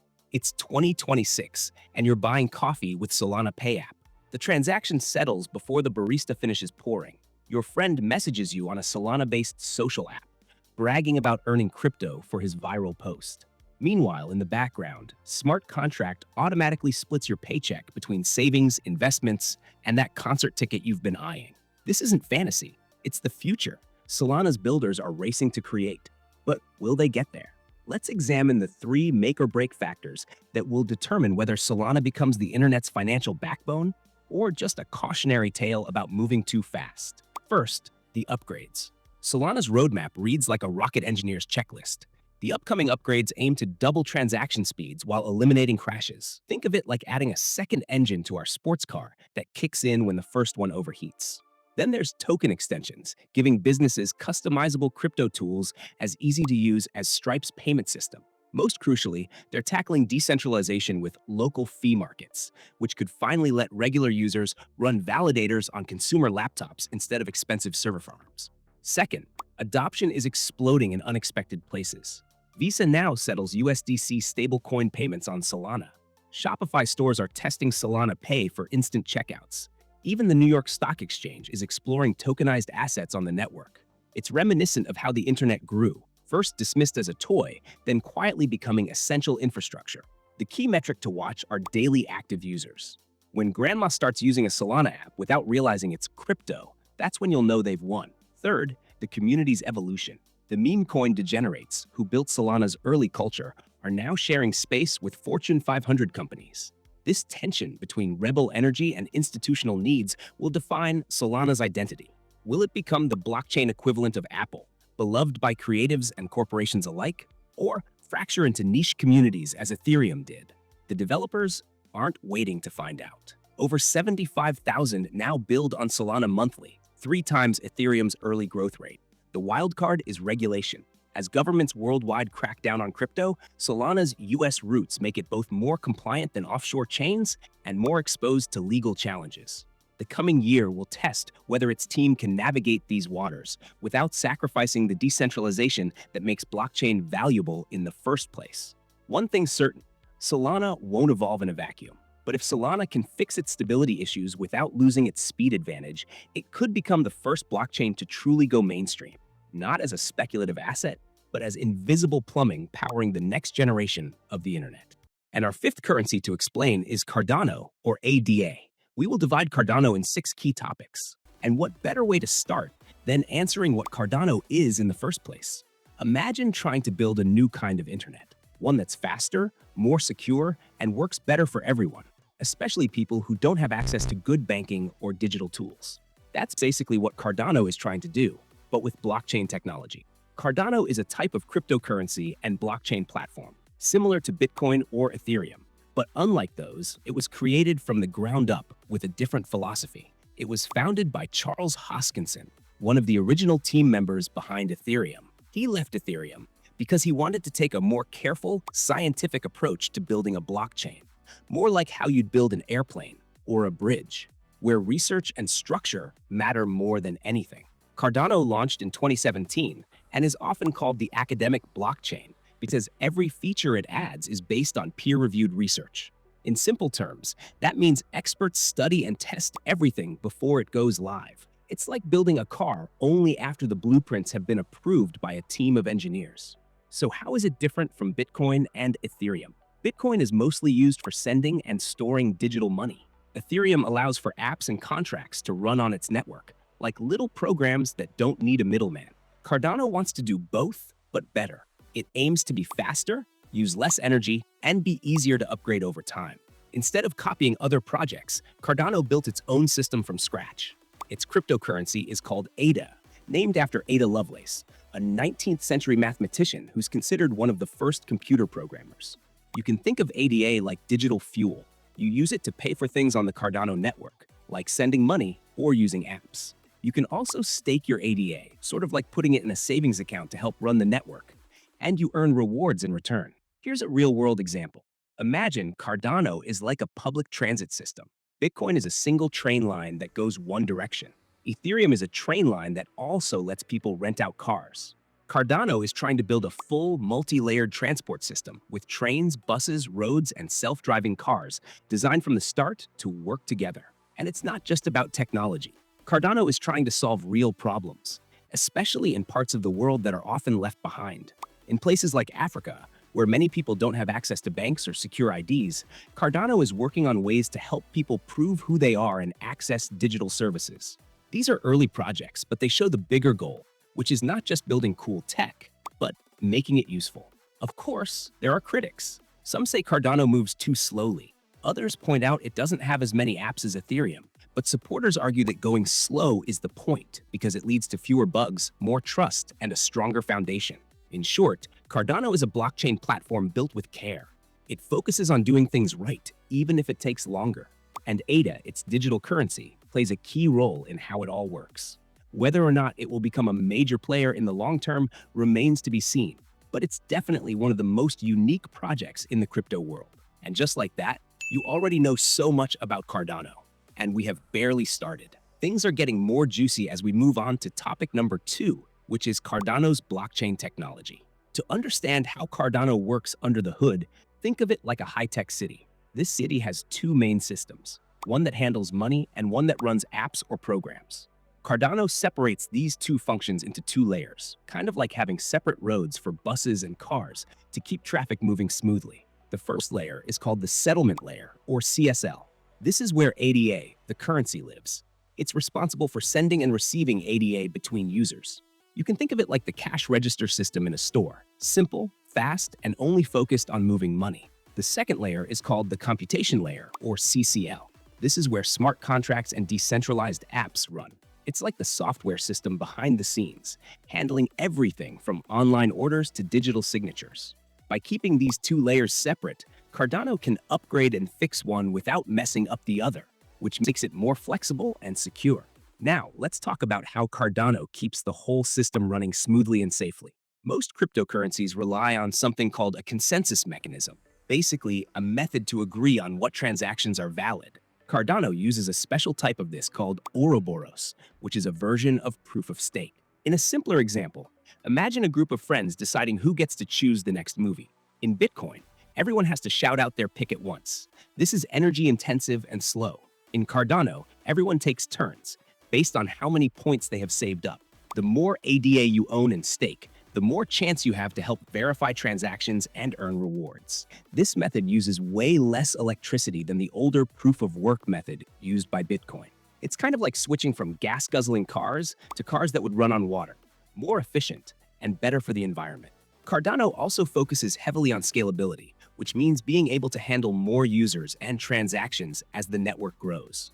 It's building tools like Hydra, a system that allows the network to process many transactions at once without slowing down. Imagine going from a single-lane road to a multi-lane highway. More traffic, but less congestion. Then there's security. Since every update goes through academic research and formal verification, Cardano is designed to minimize bugs and avoid major breakdowns. It's like testing every part of a bridge before anyone drives on it. That makes it a lot harder for hackers or errors to cause serious problems. Finally, sustainability is built into the system. Cardano has its own treasury, kind of like a community savings account that can be used to fund future development. ADA holders vote on how that money is spent, giving the community a say in the platform's future. So, in plain terms, Cardano's tech is built for the long haul. It's energy efficient, carefully tested, and designed to grow over time. It might not be the flashiest or fastest, but it's aiming to be one of the most reliable systems in the crypto world. All right, we are moving close to first half of the video, and we explained the blockchain, but let's us break down how Cardano actually works in practice. Trust me, it will be important in order to move on. Imagine sending money through a network that works kind of like a digital postal system. You write a letter, stamp it with a digital signature, and drop it into the mailbox. The Cardano network then checks the letter, confirms it is real, and delivers it to the right person. When you send ADA to someone, your transaction goes into a pool of other transactions. These are collected and added to a block, which is like a page in a digital ledger. To decide who gets to add that page, Cardano uses its proof-of-stake system. It selects someone based on how much ADA they have staked. The more you have, the more likely you are to be chosen. But you still need to play by the rules or you will not earn rewards. Once the transaction is approved and added to the block, it becomes part of the permanent history on the Cardano blockchain. This process is fast, secure, and does not use much energy compared to older systems like Bitcoin. Now let us talk about staking. In traditional finance, you might put your money in a savings account to earn interest. In Cardano, you can stake your ADA to help secure the network and get rewarded. It is kind of like putting your money to work for the whole system. You can do this yourself or join a staking pool, which is a group of users who combine their ADA for a better chance at earning rewards. It is similar to people pooling their money in a lottery to increase the odds of winning. Either way, your ADA never leaves your wallet, which means it stays safe while earning you a return. Staking makes Cardano more secure and decentralized because it encourages more people to participate. The more people involved, the harder it is for any single person or group to attack the system. Next up is smart contracts. These are like digital agreements that run automatically when conditions are met. For example, you could create a contract that says pay someone only if a certain task is done. Once that task is confirmed, the money is released without needing a middleman or any institution. Cardano allows developers to build these smart contracts and even entire decentralized apps on its platform. These apps can handle anything from games and marketplaces to identity checks and loans. They all run on the Cardano blockchain, which means they are open, secure, and cannot be tampered with. In short, Cardano works by combining several powerful ideas: secure and energy-efficient transactions through staking, rewards for users who help maintain the system, and a platform for building apps that do not need banks or central authorities. It is like having a digital bank, a contract system, and an app store all rolled into one. And before we move on, let me congratulate you for making it past half of today's video. You already know much more than 90% of people that are involved in world of crypto, and that can give you a huge advantage moving forward. Now let's make that percentage even higher by diving in more serious topics, starting with topic number 4, which is key features and innovations. Cardano is often described as a different kind of blockchain because it does not just aim to work. It aims to work well and be backed by science. One of its standout features is its use of peer-reviewed research. In most crypto projects, developers write code and push updates quickly. In Cardano, new features go through academic review first. That means researchers study the ideas and give feedback before anything is built. It is like designing a skyscraper. You would not just start building without engineers checking the plans. Cardano follows the same mindset.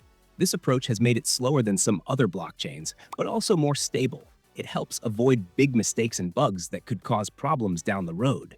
But at the same time, it makes it not fully decentralized, which is against the core philosophy of crypto. Another key innovation is Hydra. Hydra is a technology designed to make Cardano faster as more people use it. Think of Hydra like opening new lanes on a busy road. Each lane takes some of the traffic, so the whole system runs more smoothly. With Hydra, Cardano can handle more transactions per second without losing speed or security. This is especially important if it wants to serve millions of users in the future. Then there is the Voltaire system. Voltaire is about giving power to the community. Most crypto networks are either run by developers or big investors. Cardano is trying to change that. With Voltaire, ADA holders can vote on how the network should evolve. For example, they can decide which updates get funded or which direction the project should take. This makes Cardano more like a digital democracy. Instead of having a boss or central company in charge, the people who use it help guide its growth. To support this, Cardano has a treasury system. A small part of transaction fees goes into this treasury. Over time, it builds up a fund that can be used to pay for improvements or research. And the users get to vote on how that money is spent. Also worth noting is Cardano's focus on security. Every part of the system is built using a formal method called functional programming. Without getting too technical, this means the code behaves in very predictable ways. It is like building a clock where every gear moves exactly how it should. This reduces the chances of bugs or hacks slipping through, because everything not ordinary would immediately stand out. Finally, Cardano is working to be more inclusive. Its tools and systems are designed to be used in real-world settings, especially in developing countries. The platform is already involved in projects that give digital identity to people in Africa, or help farmers track their crops. These efforts show that Cardano is not just about making money, but about making a difference. In summary, Cardano key features are its academic foundation, its tools for scaling like Hydra, its community-driven governance with Voltaire, and its strong focus on security and real-world impact. While it may not be the fastest to launch new features, it aims to make sure each one is safe, useful, and built to last. We finally made it to juicy topics, starting with topic number 5, real-world use cases. One of the big questions people have about any cryptocurrency is what can you actually do with it? Cardano is not just trying to be another digital coin. It is aiming to be useful in everyday life. Let us look at some of the real-world areas where Cardano is being used or tested. Start with identity. In many parts of the world, especially in Africa, people do not have government-issued IDs. This makes it hard for them to get loans, open bank accounts, or even prove who they are. Cardano has partnered with countries like Ethiopia to create digital identities for students. This helps track their education and gives them a way to prove their achievements to schools or employers. Think of it like a digital report card that stays with you no matter where you go. It is stored on the blockchain so it cannot be lost or faked. This could be a game changer for millions of people who have never had official documents. Now let us talk about farming. Cardano is being used to help farmers in developing countries prove where their crops came from. This is called supply chain tracking. Imagine you buy a bag of coffee at a store. With blockchain, you could scan a code and see where that coffee was grown, how it was harvested, and when it was shipped. This builds trust and can help farmers get better prices because buyers know they are getting real quality. Cardano is also active in the world of decentralized finance, or DeFi. This is a way for people to borrow, lend, or earn interest without using a bank. With smart contracts, users can lock up their ADA and get a loan in another token. It is like getting a cash advance without needing to ask a bank for approval. These tools are still new, but they are growing fast, and Cardano is working on platforms to support them. Then there is NFTs. These are digital collectibles that prove ownership of art, music, or even game items. Cardano has an ecosystem of NFT projects that use its network to mint and trade these assets. Since Cardano fees are low and the network is energy efficient, it is seen as a good option for artists and creators who want to sell their work without high costs. Governments and large organizations are also paying attention. Cardano has had partnerships with universities, agricultural groups, and tech companies.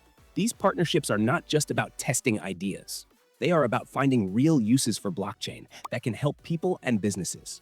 And because Cardano was designed to be scalable and low cost, it is especially useful in regions where internet connections are slower or where people cannot afford high transaction fees. That is why so many of its real-world projects are focused on Africa and other developing areas.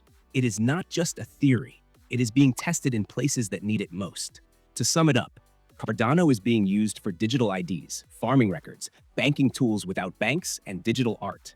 Its low fees and careful design make it a strong choice for solving real problems, especially in parts of the world where traditional systems do not work well. This gives it a unique role in the crypto space, not just as a technology platform, but as a tool for global change. And finally, the most important topic for the day, which is ADA tokenomics and the future of Cardano. ADA is the native coin of the Cardano network. Just like dollars are used in the United States or euros in Europe, ADA is the currency that powers everything on Cardano. As we already said, you need ADA to pay transaction fees, run smart contracts, and take part in network decisions. Cardano has a maximum supply of 45 billion ADA coins. That means no more than 45 billion ADA can ever exist. This limit helps control inflation, which is when a currency loses value because too much of it exists. Bitcoin has a similar fixed supply, which is one reason people often compare Bitcoin and Cardano. The way ADA is distributed is also important. Some ADA was given to early investors when Cardano first launched. Some goes to people who help run the network, and some is saved in a treasury. The treasury works like a community savings account. It stores funds that can be used later for development if the community agrees through a vote. Price-wise, ADA has had its ups and downs. Like most cryptocurrencies, its price can be very unpredictable. In 2021, ADA reached over $3, putting it among the top 5 cryptocurrencies at the time. But after that, the price fell along with the rest of the crypto market. Many factors can affect the price of ADA, including general market trends, new updates on the network, and global economic news. Cardano is working on several upgrades that may shape its future. One is the Basho phase, which focuses on scaling. This means helping the network handle more transactions at once without slowing down. Another is the Voltaire phase, which is about governance. Governance means allowing the community to vote on how Cardano should grow and change. For example, people who hold ADA could vote on which new features to develop or how to spend money from the treasury. Looking ahead, Cardano wants to become a fully decentralized and self-sustaining system. That means no single company or person will control it. Instead, its future will be in the hands of its users. However, there are still challenges. One big challenge is adoption. While Cardano has many features and strong technology, it still needs more users and developers building real applications. Another challenge is competition. Cardano is not alone. Other blockchains like Ethereum, Solana, and Avalanche are moving fast, adding features and building strong communities. Cardano also has to prove that its slow and careful approach can win in the long run. Some people like that Cardano takes its time and uses peer-reviewed research. Others say it moves too slowly and misses out on fast-moving trends. Only time will tell which approach will work best. In short, ADA is a key part of the Cardano network. It helps keep the system running, allows people to earn rewards, and lets the community make decisions. While Cardano has big goals and strong ideas, it will need to keep growing, attract more users, and stay ahead of the competition to reach its full potential. All right, our sixth currency is Stellar XLM. Many consider it as main competitor of XRP, and you will soon understand why. So without wasting time, let's dive inside and answer the most important question. What is Stellar, and why was it created? Stellar is a blockchain-based network created to move money, any kind of money, quickly, cheaply, and across borders. But to truly understand why Stellar exists, you need to look at the person behind it, Jed McCaleb. Before founding Stellar, Jed was actually one of the original co-founders of Ripple XRP, another major crypto project focused on transforming international payments. While working on Ripple, Jed believed in the core idea of faster, cheaper money transfers. But over time, he grew frustrated with how Ripple was becoming more focused on working with large banks and financial institutions, while neglecting the original mission of financial access for everyday people. So in 2014, he left Ripple and launched Stellar, a new network with a different philosophy. Instead of building tools for banks, Stellar wanted to create a platform that could empower regular users, especially in parts of the world where traditional banking is slow, expensive, or even unavailable. And to make that happen, Stellar was built as an open, public network, meaning anyone could use it or build on it without needing permission from a central authority.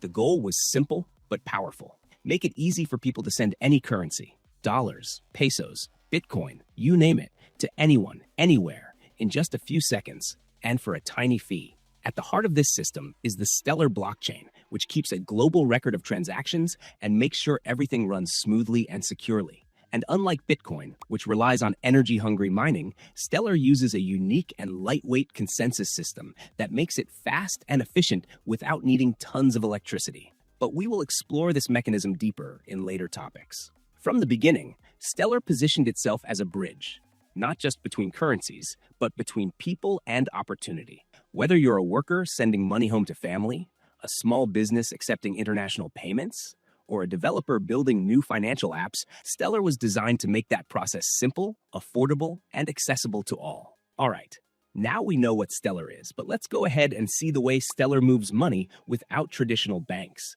because that is what really sets it apart. When most people think of sending money across borders, they imagine slow bank wires, high fees, and a bunch of middlemen taking a cut along the way. Stellar changes all of that. At its core, Stellar is designed to move any currency, whether it's dollars, euros, pesos, or even other cryptocurrencies, quickly and affordably, without needing a traditional bank or payment processor. And it does this using a clever system of digital tokens and smart network design. Here's how it works. When you send money on Stellar, you don't actually need to send the specific currency itself. Instead, you can use a digital version of that currency, known as a fiat-backed token or stable asset. For example, a token representing US dollars like USDC can exist on the Stellar network, and you can send that to someone else, just like sending an email. If that person wants to receive a different currency, say euros or Bitcoin, Stellar can automatically convert the funds at the best available exchange rate through its built-in decentralized exchange.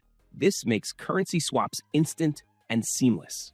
No need to visit a bank or wait days for an international transfer to go through.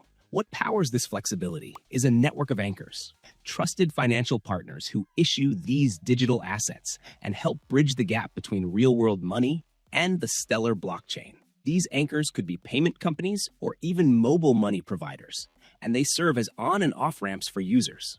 So if you want to deposit real dollars and send them through Stellar, an anchor handles that for you and gives you a tokenized version of your money to use on the network. And once the transaction is complete, your recipient can cash out in their local currency through a different anchor on their end.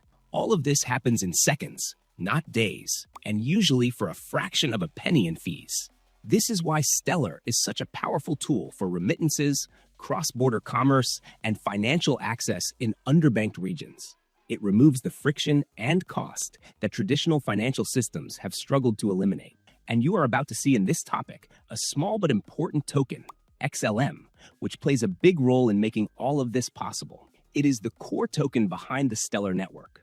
While Stellar allows you to send pretty much any currency across its blockchain, it still needs a native token to keep things running smoothly. That token is called Lumens, or XLM for short.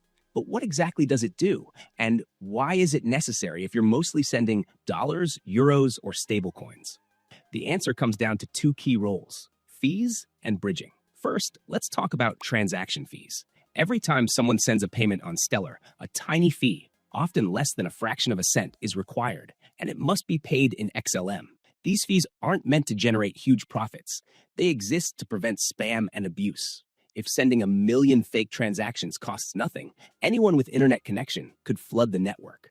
But if each transaction, even a tiny one, requires just a bit of XLM, it becomes too expensive to launch those kinds of attacks. So in that sense, XLM acts like a kind of postage stamp, a small but essential requirement that keeps the network secure and clean. The second major role of XLM is bridging between currencies. Let's say someone wants to send euros but only has dollars. If there isn't a direct market between those two tokens on the network, Stellar can use XLM as an intermediate step, converting dollars to XLM and then XLM to euros, all in a split second and behind the scenes. This function is especially useful in places where direct liquidity between currencies is low. By having a universally available token that every user and exchange supports, Stellar can connect currencies that might otherwise have no relationship at all. And that's a big part of what makes Stellar special. It's not just about sending one type of money faster. It's about creating a network where any currency can move seamlessly, regardless of geography, banking access, or infrastructure. And XLM is the glue that helps hold that system together. So, even though you may never actually spend XLM in the way you would Bitcoin or Ethereum, it's still a vital part of the engine that keeps Stellar working behind the scenes, ensuring transactions are cheap, fast, and universal. All right, we got that now. But how does Stellar actually manage to be fast and cheap? Let's go behind the engine and explain that. We will take a closer look at what actually powers Stellar behind the scenes, because unlike Bitcoin, Stellar doesn't rely on mining or energy-hungry validators. Instead, it uses something called the Stellar Consensus Protocol, or SCP. This protocol is one of the key reasons why Stellar is able to offer fast, cheap, and secure transactions without the environmental costs or congestion problems seen in older blockchains. So, how does it work? The magic lies in how decisions are made on the network. In systems like Bitcoin, transactions are grouped into blocks, and miners race to solve complex puzzles to confirm those blocks and add them to the blockchain, a process known as proof of work. This requires massive amounts of electricity and computing power, and it slows things down. Stellar, on the other hand, uses a completely different method. Instead of miners, Stellar relies on a network of trusted nodes, also known as validators, to agree on which transactions are valid. These validators don't compete against each other. They cooperate. Each validator chooses a small group of other trusted validators. This is called a quorum slice. When enough validators agree within their overlapping slices, a transaction is confirmed. This process is called federated consensus. It's fast, efficient, and doesn't require massive computing resources. In fact, transactions on Stellar typically settle in just 3 to 5 seconds, and the fees are so low, often a tiny fraction of a cent, that most users won't even notice them. This makes Stellar ideal for microtransactions, cross-border payments, and any use case where speed and affordability matter. It also means that Stellar can scale more efficiently than proof-of-work blockchains, making it better suited for global financial applications. Another big benefit of this consensus model is accessibility. Anyone can run a validator node, and there's no need to own expensive hardware or pay high entry fees. This opens the door to broader participation and helps maintain the decentralized nature of the network. In simple terms, Stellar achieves its speed and low cost because it was designed to, from the ground up, using a protocol that prioritizes efficiency and collaboration over raw computing power. So next time you send money with Stellar and it arrives in seconds with almost no fee, just remember, that's not luck. It's the result of a smart, elegant system running smoothly behind the scenes. And now that you know how Stellar achieves this performance, it's time to look deeper inside at who's actually running the network and making sure it stays fair and secure. For any blockchain to function, it needs people or systems to keep it secure and updated. In Stellar's case, that job is shared between a network of validators and a nonprofit organization called the Stellar Development Foundation, or SDF. First, the validators. These are independent computers, run by individuals, companies, and institutions that participate in the Stellar Consensus Protocol we discussed earlier. Validators play a critical role in approving transactions and keeping the network in sync. But here's the key part. No single validator is in charge. Stellar was built to be decentralized, meaning no central authority has control over the entire system. Instead, validators independently decide who they trust, forming those quorum slices we mentioned, and reach agreement through cooperation, not competition. That makes the network both resilient and scalable. Anyone can run a validator node. There's no need for expensive hardware or special permission. As more trusted validators join from different parts of the world, the network becomes stronger and more decentralized. Now let's talk about the Stellar Development Foundation. This is the nonprofit that helps guide the development of Stellar, maintain the software, and promote adoption around the world. It was founded in 2014 by Jed McCaleb and Joyce Kim, and it operates out of San Francisco. Importantly, the foundation doesn't control the network. It's more like a steward. It builds tools, helps onboard new partners like banks and fintech companies, and supports projects that align with Stellar's mission of financial inclusion. It also holds a portion of the XLM supply to fund its work. But these funds are publicly tracked and used transparently. While some critics argue that having a single foundation involved could reduce decentralization, Stellar's open validator system helps balance that out. The foundation is one voice, a powerful one, yes, but not the only one that matters. And over time, the goal has been to expand the validator base so that the network becomes more distributed and community-driven. So in short, Stellar is run by a mix of decentralized validators and a nonprofit foundation that supports the ecosystem. This hybrid approach allows for fast innovation without sacrificing the principles of openness and decentralization. All right, now we'll explore how this unique setup compares to its most closely related project, Ripple, and why, despite their shared roots, the two networks are heading in very different directions. When people first hear about Stellar, it's almost impossible not to bring up Ripple in the same conversation. After all, both were co-founded by the same person, Jed McCaleb, and both are focused on improving the way money moves across borders. But even though Stellar and Ripple share a common origin and similar goals, the way they go about achieving those goals and the communities they serve are very different. Let's break it down in a way that's easy to understand. Ripple, or XRP, was designed primarily as a solution for large financial institutions. Its main focus is helping big banks and payment providers move large amounts of money more efficiently, using a private network that operates with speed and low fees. Ripple's strategy has been very business-focused from the start, signing deals with global banks, central banks, and financial companies.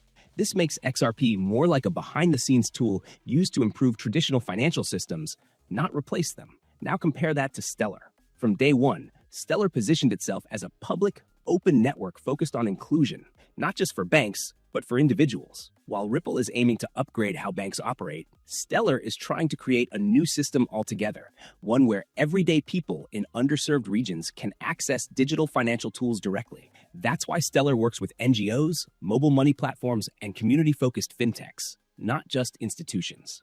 Another major difference lies in control. Ripple Labs, the company behind XRP, holds a large portion of the total XRP supply and has significant influence over the network. Stellar, on the other hand, is run by a nonprofit foundation and a decentralized group of validators, giving it a more community-driven feel. This difference in structure often leads people to see Ripple as more centralized and Stellar as more open and decentralized. Technologically, the two also differ. While they both use consensus protocols that don't rely on mining, Ripple uses a permissioned system where only selected nodes can validate transactions, whereas Stellar's protocol allows anyone to become a validator, making it more open to participation. In practice, that means Stellar has chosen a more grassroots path, while Ripple has gone the corporate route. Neither approach is inherently wrong. They simply serve different goals. If you're a multinational bank trying to settle millions in cross-border payments, Ripple might be your solution. But if you're a small business in Africa trying to send money to a supplier in Europe, Stellar could be a better fit. So, while Stellar and Ripple may seem similar at first glance, the more you look into their philosophy, technology, and purpose, the more the differences become clear. They're not enemies. They're just playing different roles in the same global game of reinventing finance. Okay. In our next topic, we'll look at whether people are actually using Stellar today and who's really benefiting from what it has to offer. Because all the tech in the world doesn't matter if no one is actually using it. So who's using Stellar today and how is it helping? First off, Stellar has built some solid partnerships over the years, including with major global players like MoneyGram and IBM. Let's start with MoneyGram. Traditionally known for its brick-and-mortar money transfer services, MoneyGram partnered with Stellar to enable users to send and receive stablecoins like USDC across borders.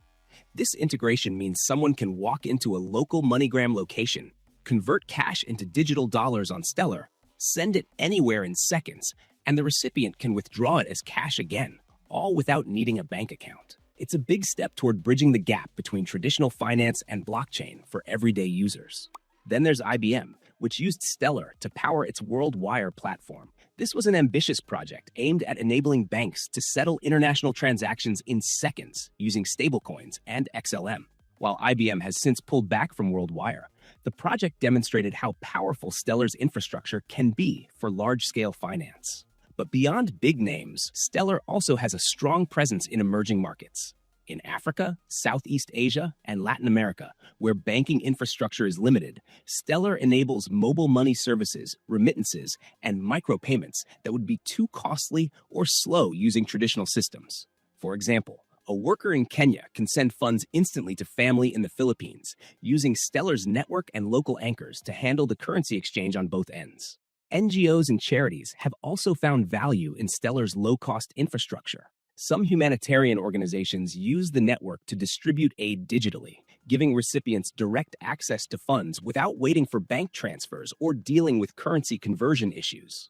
And developers are building on Stellar too. From wallet apps to fintech startups, the ecosystem is growing with projects that use Stellar's tools to create payment solutions, lending platforms, and decentralized apps. That kind of grassroots innovation is important because it shows that Stellar isn't just a theoretical system. It's something that real people are integrating into real financial tools. Now, is Stellar being used as much as Ethereum or Bitcoin? No, not yet. But its focus isn't hype or speculation, it's utility, especially in places where other systems fall short. So while you may not hear about it in the headlines every day, Stellar is quietly powering a new kind of global finance. One that's fast, open, and designed to work for everyone, not just the privileged few. All right, I believe it is time to answer most important question about Stellar, and that is its future outlook. Does it really have a future in a world dominated by giants like Ethereum, Solana, and emerging central bank digital currencies, or CBDCs? On the surface, Stellar may seem like a smaller player compared to Ethereum's massive ecosystem or Solana's speed-focused network. But Stellar was never trying to compete on the same battleground. While Ethereum is focused on smart contracts and decentralized apps, and Solana pushes the limits of high-throughput DeFi, Stellar has always kept its mission laser-focused. Fast, low-cost, borderless payments, especially for the underserved. That focus is its strength. As blockchain grows more mainstream, different networks will serve different purposes. Ethereum might be the go-to for NFTs and DeFi, Solana for speed-hungry trading, but Stellar is carving out a space where it matters most, connecting the unbanked and powering everyday financial tools. One of Stellar's key advantages in this evolving ecosystem is its simplicity. While others build increasingly complex chains, Stellar keeps things straightforward. Fast consensus, easy token issuance, and near zero fees. That makes it incredibly appealing for real-world businesses and developers who want to build something practical without jumping through hoops. And in a future where CBDCs become common, Stellar could act as the plumbing beneath the surface. Its technology can help governments or institutions distribute digital currencies efficiently, especially across borders, without reinventing the wheel. In fact, Stellar has already been involved in early discussions and pilot programs for blockchain-based stablecoins and sovereign digital currencies. It may not issue CBDCs directly, but it can play a critical role in how they move across the globe. Now, can Stellar beat Ethereum or Solana? Probably not in terms of market cap or media hype, but it doesn't have to. Stellar is playing the long game, quietly building bridges in the background while others chase headlines. And with a nonprofit foundation guiding development and a decentralized validator system that anyone can join, it's also positioned to adapt as the crypto world matures. Whether it's helping NGOs distribute aid, enabling cross-border payroll for freelancers, or powering mobile wallets in remote villages, Stellar is showing that financial infrastructure doesn't need to be flashy. It just needs to work. So can Stellar compete in a future full of Ethereum, Solana, and CBDCs? The answer is absolutely. Not by being the loudest, but by being the most useful where it matters most. And in a global financial system desperate for simplicity, speed, and inclusion, that might be the most valuable role of all. Okay, our seventh currency today is Binance Coin, or BNB. And without wasting time, let's dive straight into our first topic, which will explain what is BNB. BNB stands for Binance Coin. It was first launched in 2017 and it runs on blockchain technology. But unlike Bitcoin or Ethereum, BNB was not created to replace money or to build a global network of computers. It was created with one goal: to power the Binance ecosystem. That means BNB is a utility token. Its main job is to make things smoother, faster, and cheaper for people using Binance platform. When it first started, BNB was mostly used to pay for trading fees on the Binance exchange. Imagine buying and selling crypto and paying less just because you are using BNB. That was the idea. But over time, BNB became more than just a way to save on fees. Today, it is used in many different parts of the Binance world. Think of it like the fuel that runs everything under the hood. Without it, things would still work, but not as well. BNB is also limited in supply. There will never be more than 200 million BNB tokens, and that number is actually going down. Binance has something called a burn mechanism. That means every few months, some BNB gets destroyed forever. The goal is to make the token more valuable over time by making it more rare, unlike traditional currencies like US dollar that are being printed at insane pace. But let us keep it simple. BNB is not magic.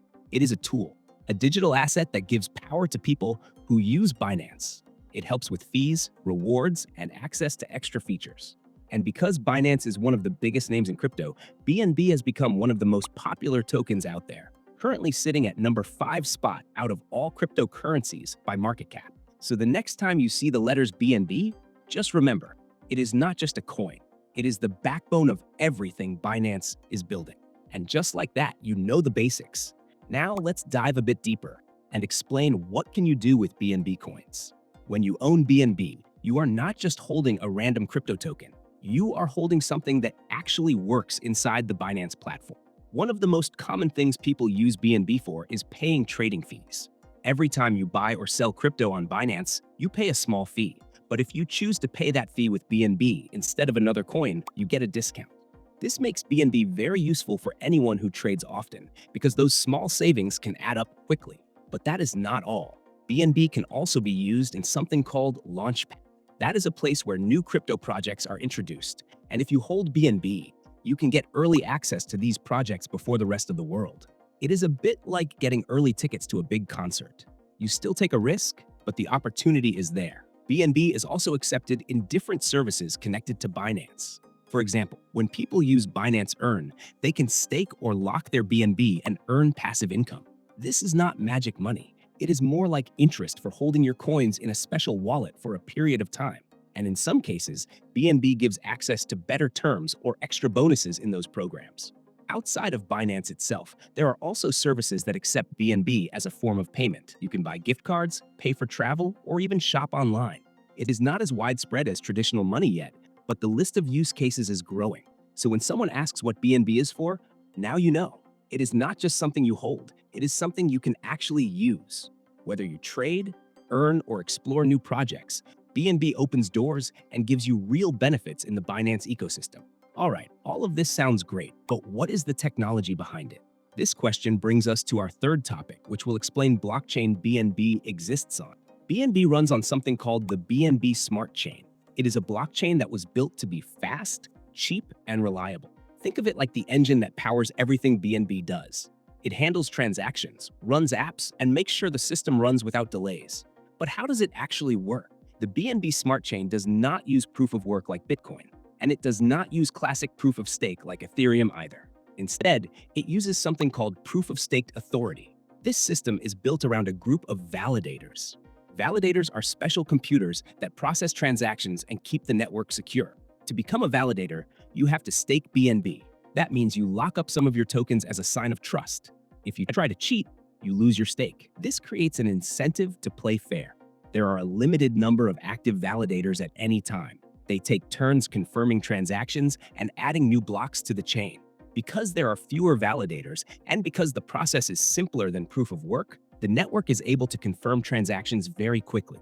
Most of the time, it only takes a few seconds, and the fees are extremely low, often just a few cents or less. But unlike Bitcoin, which is fully decentralized, BNB Smart Chain is centralized. But that isn't a surprise because the Binance exchange itself is a company which is fully centralized. The BNB Smart Chain also supports smart contracts.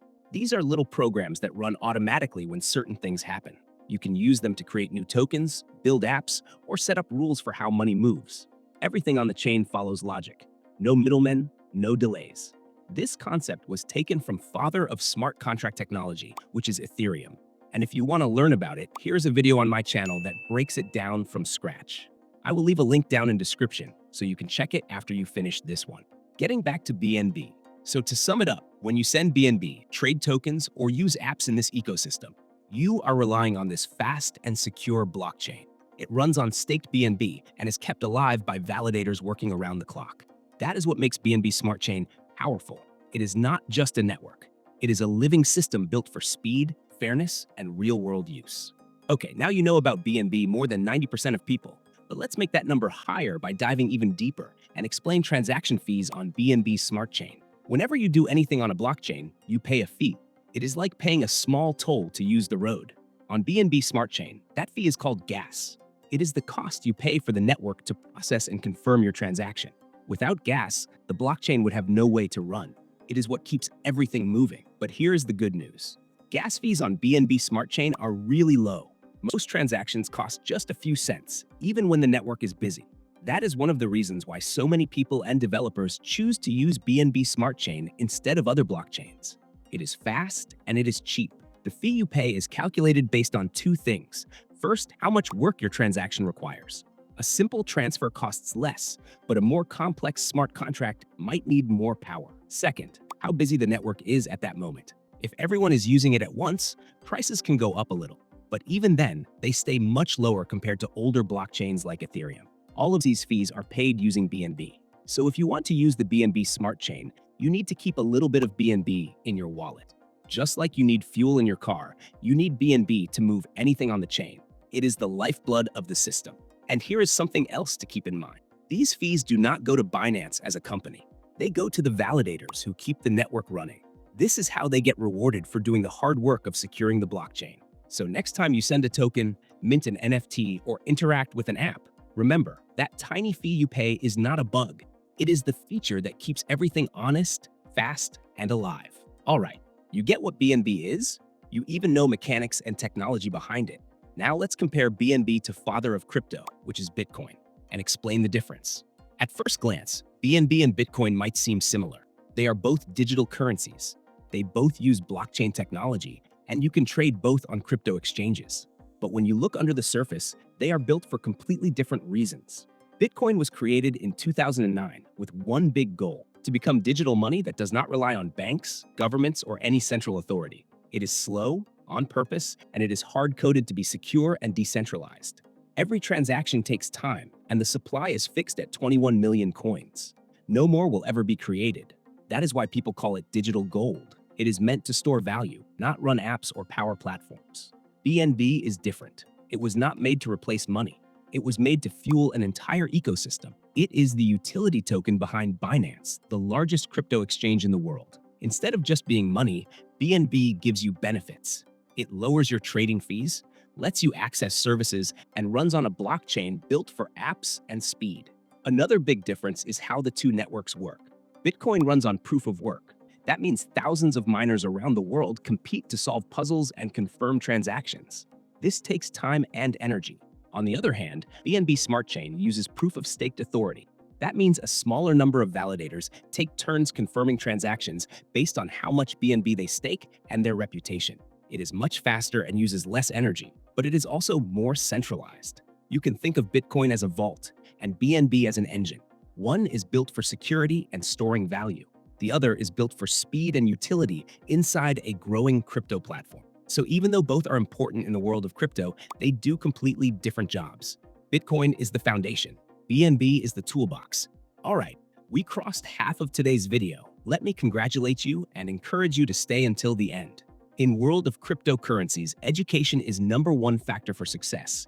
It is the only thing that can separate you from the rest of the world and create you those success opportunities. I give it my all to make that education as simple as possible. And if you agree, please hit that subscribe button and turn that bell on. Now that we compared BNB to Bitcoin, let's compare it to other top cryptocurrencies like Ethereum and XRP. Let's start with Ethereum. It is one of the oldest and most respected blockchains out there. Its main goal is to be a platform where developers can build decentralized applications using smart contracts. Sound familiar? Yes, BNB Smart Chain works the same way, and it even supports the same kind of code. But there is one big difference. Ethereum is completely decentralized. Although we could argue about this since Ethereum migrated from proof of work to proof of stake, and Ethereum moves more slowly. BNB Smart Chain is much faster and cheaper, but more centralized because it is controlled more closely by Binance. This trade-off is what gives BNB its power. It may not be as decentralized as Ethereum, but it works extremely well for real users and developers who want speed and low fees. Now take XRP. XRP is focused on fast and cheap cross-border payments. It is not really about smart contracts or building apps. It is about moving money quickly between banks and payment providers. XRP does that job very well, but it is a totally different mission than BNB. BNB is not trying to replace the banking system. It is trying to power the tools and platforms inside the Binance ecosystem and beyond. Even coins like Solana, Avalanche, or Cardano have their own goals and trade-offs. Some focus on speed, some focus on energy efficiency, some focus on research. But what makes BNB unique is how deeply tied it is to Binance itself. It is the only top coin that is directly linked to the largest crypto exchange in the world. It gets real-world use because millions of Binance users are using it every day. So while others are trying to build platforms for the future, BNB is already doing it right now, inside one of the biggest ecosystems in crypto. And that is what makes BNB different. It is not just another coin. It is part of a system that is already live, already working, and already delivering value to millions of people. Now you know a lot. But what if I told you that BNB was once part of Ethereum blockchain? Would you believe me? Let's find out in topic number 7, which will explore history of BNB. BNB did not start on its own chain. When it launched in 2017, it was actually built as a token on the Ethereum network. Back then, it followed the ERC20 standard, just like many other new tokens at the time. It was created by Binance as part of their initial coin offering, or ICO. And before we move on, if you have trouble understanding some of the crypto-related terms like ICO, for example, make sure to check my video which explains entire crypto dictionary. Link will be down in description. Getting back to BNB ICO, the goal was to raise funds to build and expand the Binance exchange. And it worked. Within months, Binance became one of the biggest crypto platforms in the world. BNB's original purpose was simple. It was used to give Binance users discounts on trading fees. That was it. No smart contracts, no chain of its own, just a token running on Ethereum. But the Binance team had bigger plans. They wanted more control, more speed, and lower fees. And Ethereum, at that time, was struggling with congestion and high gas costs. So in 2019, Binance launched its own blockchain called Binance Chain. And with that, they started moving BNB away from Ethereum. They swapped all the old ERC20 BNB tokens for new ones on their own network. This was a big move.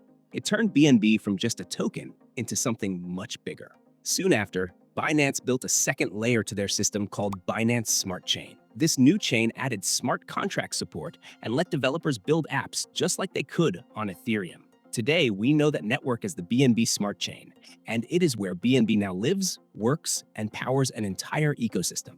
Over time, BNB went from a simple exchange discount token to a full-blown engine for one of the largest blockchain platforms on Earth. It grew with Binance.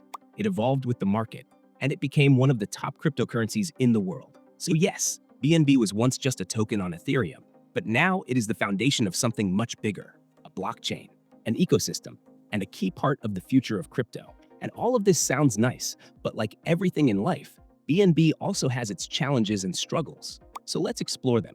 The first and biggest challenge BNB faces is centralization. While the BNB Smart Chain is technically a public blockchain, it is still run by a limited number of validators. These validators are selected by Binance and closely connected to the ecosystem. That makes the network faster and cheaper, but it also means users have to trust one company with a lot of power. In a space where decentralization is one of the core values, this can turn some people away. Another big challenge is regulation. Binance, the company behind BNB, has been under pressure from governments around the world, from the United States to Europe and Asia. Regulators are watching crypto more closely than ever. And when regulators go after Binance, it can affect BNB too. Since BNB is tied so closely to the exchange, anything that hurts Binance could hurt the token's value and reputation. There is also the challenge of competition.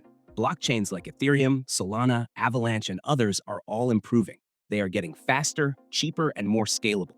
At the same time, developers are getting more options to choose from. BNB Smart Chain has to keep evolving to stay relevant, or it could fall behind as users and projects shift to other chains. Security is another concern.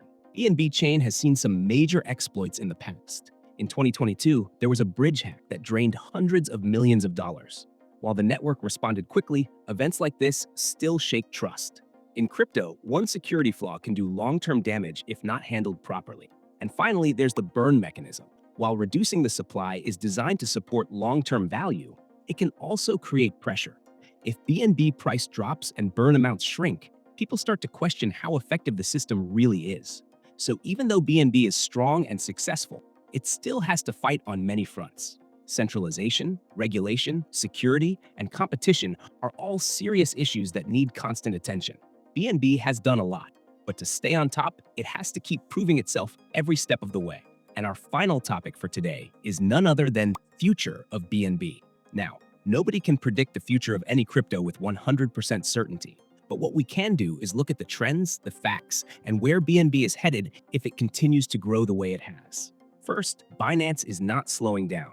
It is still the largest crypto exchange in the world by trading volume, and it continues to launch new tools, services, and platforms. Every one of those features adds more use cases for BNB. As long as Binance keeps building, BNB has a place as the core utility token in that expanding system. Second, BNB is becoming more than just a token used inside an exchange. It is powering DeFi platforms, NFT projects, payment tools, and even games. The more developers that build on BNB Smart Chain, the more demand there is for BNB. If this trend continues, BNB could become a central part of Web3 activity across multiple industries. But the future also depends on how well Binance handles regulation. That is one of the biggest wildcards. If the company successfully adapts to global crypto laws and keeps user trust, then BNB could grow right alongside it. If it stumbles, that could slow things down. Either way, regulation is going to shape how BNB evolves. Another important factor is adoption. If more people start using crypto for real things, not just trading, but earning, spending, and building, tokens with real utility like BNB have a big advantage.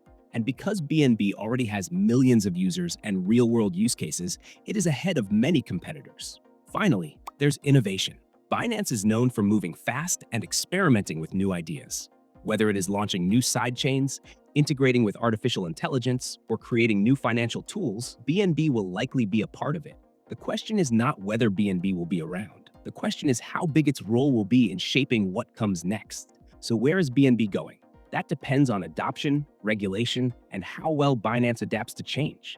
But if the past is any clue, BNB is not going away. It is growing, evolving, and finding new ways to stay useful in a world that is just starting to understand the full power of crypto.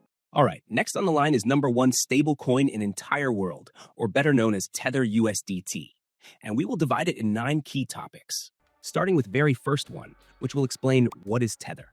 Imagine you're holding a dollar bill. You know it's worth $1 no matter what happens to the economy or the crypto market. Now picture having that same stability, but in digital form. That's what Tether, also known as USDT, aims to be. It's a cryptocurrency designed to always have the same value as $1 US, making it what we call a stable coin. Tether was created in 2014 by a company called Tether Limited. The goal was simple: combine the benefits of cryptocurrency, like fast transactions and global accessibility, with the stability of traditional money. In the world of crypto, where prices can jump or crash within minutes, USDT acts like an anchor, keeping its value steady. But why does stability matter so much? Imagine you're a trader who just made some profit from Bitcoin. You could cash out to your bank account, but that takes time, fees, and sometimes complications. Instead, you can convert your Bitcoin to USDT, which stays stable, and then use it to buy more crypto when the price dips, for example, or cash out when you feel comfortable. It's like having a safe digital wallet where your money doesn't change value overnight. Another way to think about Tether is like a digital version of a savings account. You keep your funds in USDT to protect them from market swings. If Bitcoin drops 30% in a day, your USDT balance stays the same. That's why it's popular not just among traders, but also among people who want to keep their money in crypto without dealing with wild price changes or without trusting a bank. However, it's important to know that Tether itself doesn't make your money grow. Unlike Bitcoin, which people buy hoping the price will increase, USDT's job is just to stay at $1 value. It doesn't give you returns, but it doesn't drop in value either. This stability makes it a crucial part of the crypto ecosystem, especially for those who move money frequently between different digital assets. To put it simply, Tether is the bridge between the unpredictable world of cryptocurrencies and the stable world of fiat money. It's designed to keep your funds safe from volatility while allowing you to stay within the crypto space. As we move through this video, you'll see just how essential Tether has become and why it remains the number one stablecoin by market value. And just like that, we finished topic number 1. Before we move on, if you feel you are getting valuable information already, I would suggest hitting that subscribe button. Moving on to topic number 2, which will explain how USDT maintains its peg to US dollar. Imagine you have a scale that always needs to balance perfectly. On one side, you have a single dollar bill, and on the other side, you have a digital token called USDT. No matter what happens, the goal is to keep both sides balanced at all times. This is essentially how Tether maintains its 1-1 peg to the US dollar. But how exactly does Tether achieve this balance? Tether Limited, the company behind USDT, claims that for every Tether token in circulation, there is an equivalent amount of assets held in reserve. This means if there are 1 billion USDT tokens out there, Tether Limited should have $1 billion or equivalent assets stored somewhere safe. In theory, this sounds simple, but in practice, it's more complex. Originally, Tether stated that each USDT was backed entirely by cash reserves. However, as the project evolved, Tether started backing its tokens with a combination of cash, cash equivalents, commercial paper, corporate bonds, and other assets. Think of it like a savings account where your balance is not just cash, but also investments and assets that can be quickly converted to cash. Here's how it works practically. When someone wants to create new Tether tokens, they send traditional currency, like US dollars, to Tether Limited. The company then issues the same amount of USDT and sends it to the user. This process is known as minting. On the flip side, when someone wants to cash out their Tether for dollars, the opposite happens. They send USDT back to Tether Limited, which burns the tokens and returns the equivalent in traditional currency. This process of minting and burning ensures that the number of Tether tokens always matches the amount of reserves. But there is a catch. Not everyone can directly exchange USDT for dollars. Typically, this privilege is reserved for large investors or institutions, while everyday users usually trade USDT on crypto exchanges. One important thing to understand is that while the system works in theory, it heavily relies on Tether Limited's transparency and honesty about its reserves. There have been controversies regarding whether all issued USDT is truly backed by equivalent reserves, which we will explore in topic number 7. But for now, just know that Tether remains the most widely used stablecoin, despite these ongoing debates. In simple terms, Tether maintains its peg by ensuring that for every USDT in circulation, there is an equivalent amount of assets held as collateral. This is what gives users confidence that 1 USDT will always be worth $1, no matter what happens in the volatile crypto market. And just like that, we are moving to topic number 3. And don't worry, if you didn't understand something, we are just getting started. As we move on to the end of this video, everything will make sense. That's a promise. All right, topic number 3, Tether's role in the crypto market. Tether acts as a safe zone for crypto traders and investors, as we already mentioned in topic number 1. When the market is volatile, many people move their assets into USDT to protect their value. It's like stepping off a wild ride to catch your breath, knowing your money will still be worth the same when you're ready to jump back in. Unlike other cryptocurrencies like Bitcoin or Ethereum, which can lose or gain value within minutes, USDT always aims to stay equal to $1. Now imagine you're a professional crypto trader. You're constantly buying and selling various coins to make a profit. If you were to cash out to your bank every time you made a trade, you'd waste time and pay fees repeatedly. Instead, you convert your profits to USDT. This way, you can hold your gains without leaving the crypto ecosystem. It's fast, efficient, and cost-effective. Another major role Tether plays is in liquidity. Liquidity means having enough assets available to buy or sell without drastically changing the price. Crypto exchanges need liquidity to function smoothly. Since USDT is stable and widely accepted, it acts as a bridge between trading pairs. Imagine you want to trade a less popular coin that doesn't have a direct pair with Bitcoin. Instead of making multiple trades, you swap your coin for USDT, then use that USDT to buy Bitcoin. This makes trading simpler and faster. But it's not just individual traders who rely on Tether. Institutions and businesses also use it for quick settlements and as a store of value when moving large amounts of money between exchanges. If a crypto project wants to secure funds without risking a sudden drop in value, they might keep their holdings in USDT. Think of Tether like a reliable currency converter at a busy international airport. People from all over the world use it to quickly exchange money without worrying about value fluctuations.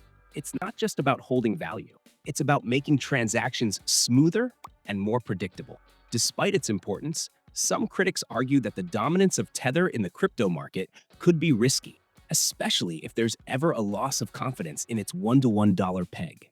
Yet, because of its widespread use and integration into countless trading strategies, Tether continues to be the most traded stablecoin, handling billions of dollars in daily transactions.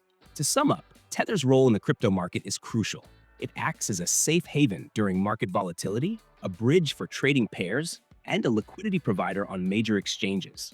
Without it, the crypto trading environment would be far less efficient and much more unpredictable.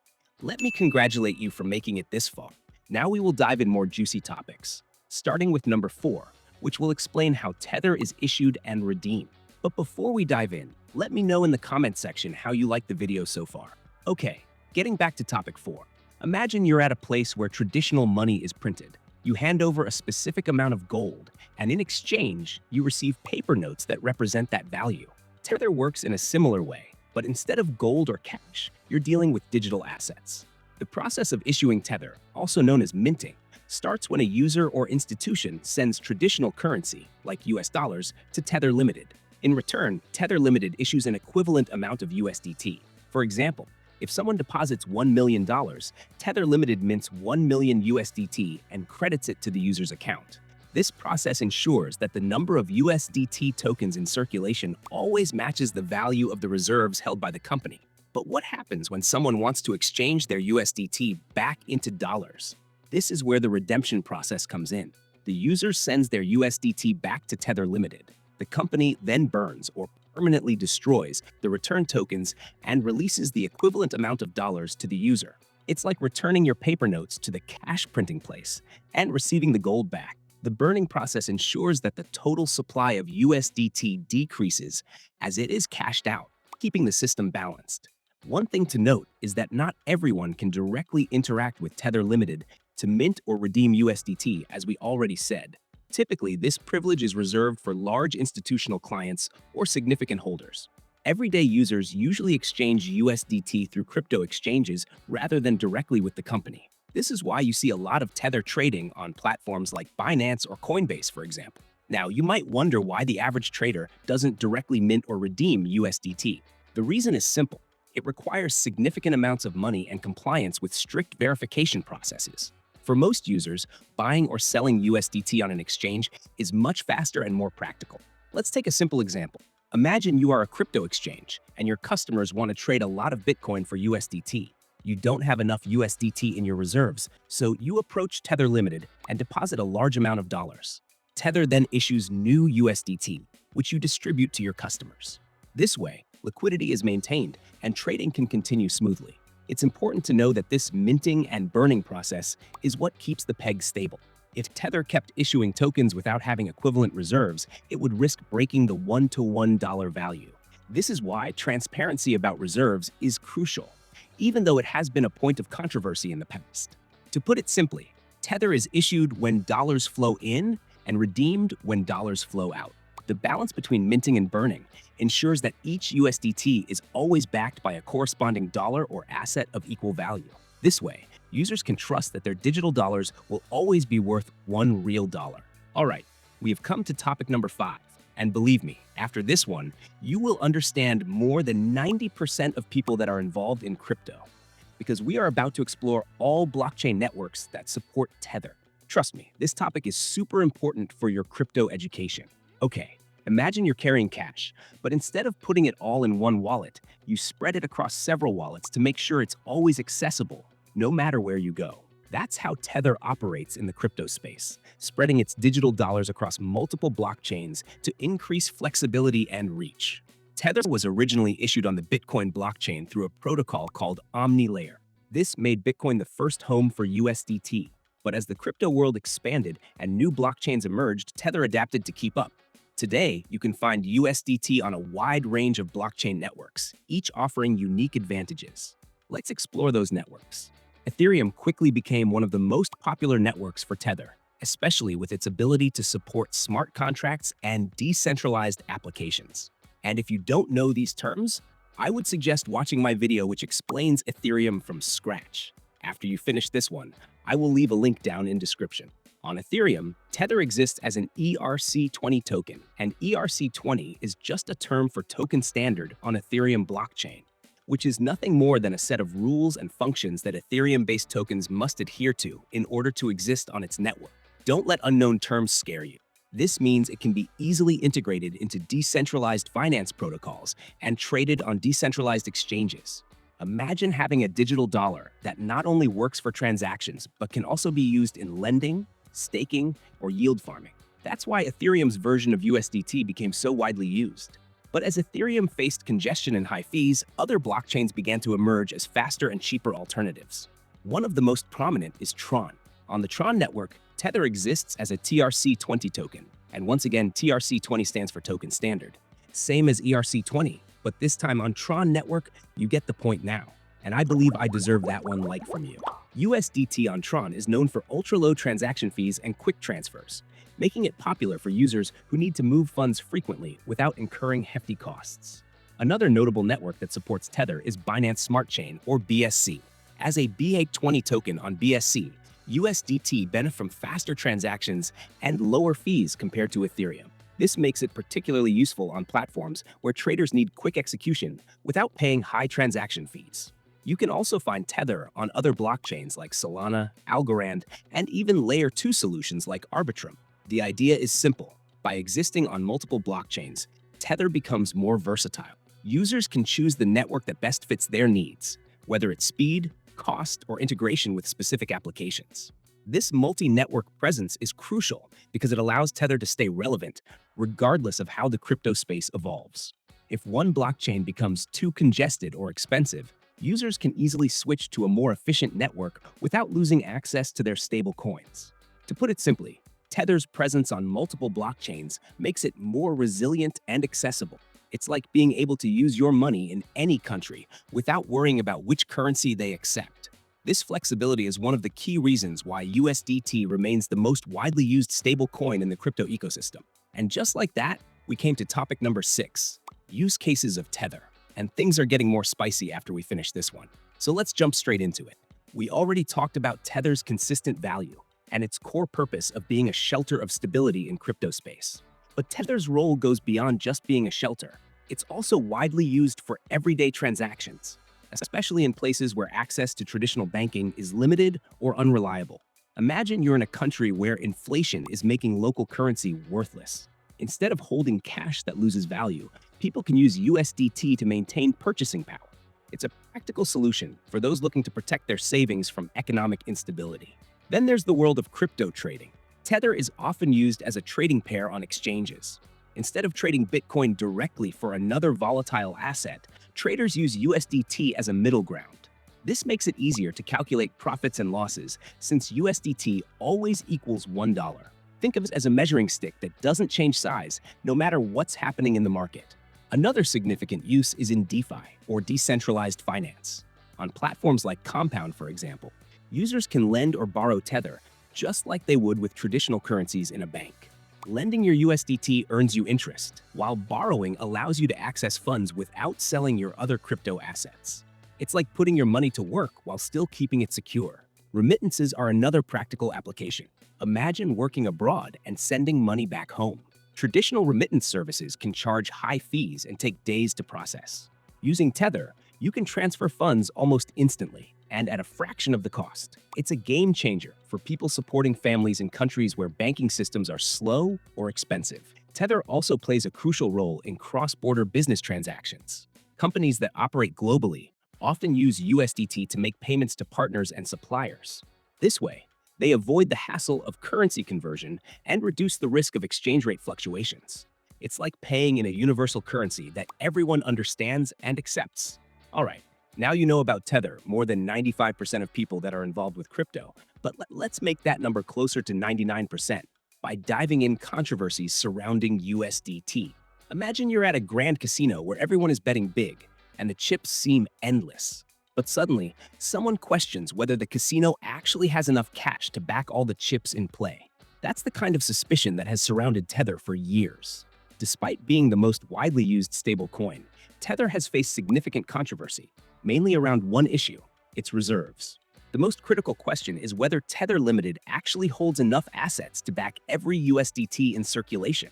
Originally, Tether claimed that each USDT was fully backed by a dollar held in reserve. This meant that no matter how many USDT tokens existed, there would always be an equivalent amount of dollars safely stored. But over time, that story became more complicated.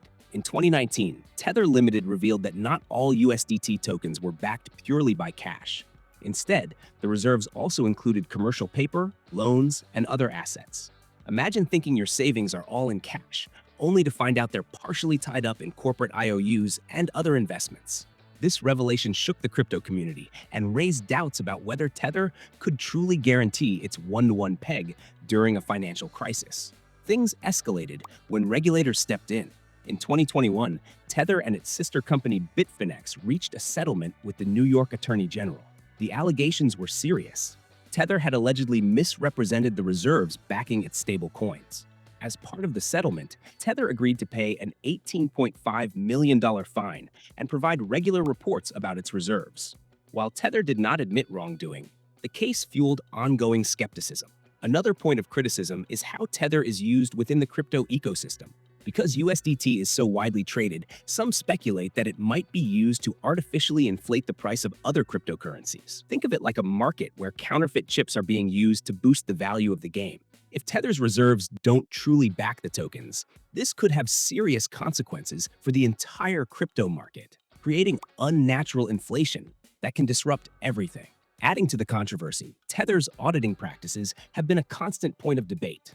Instead of undergoing a full, independent audit, Tether Limited has released what they call attestation reports. These documents provide snapshots of their reserves at specific points in time, rather than a continuous, comprehensive audit.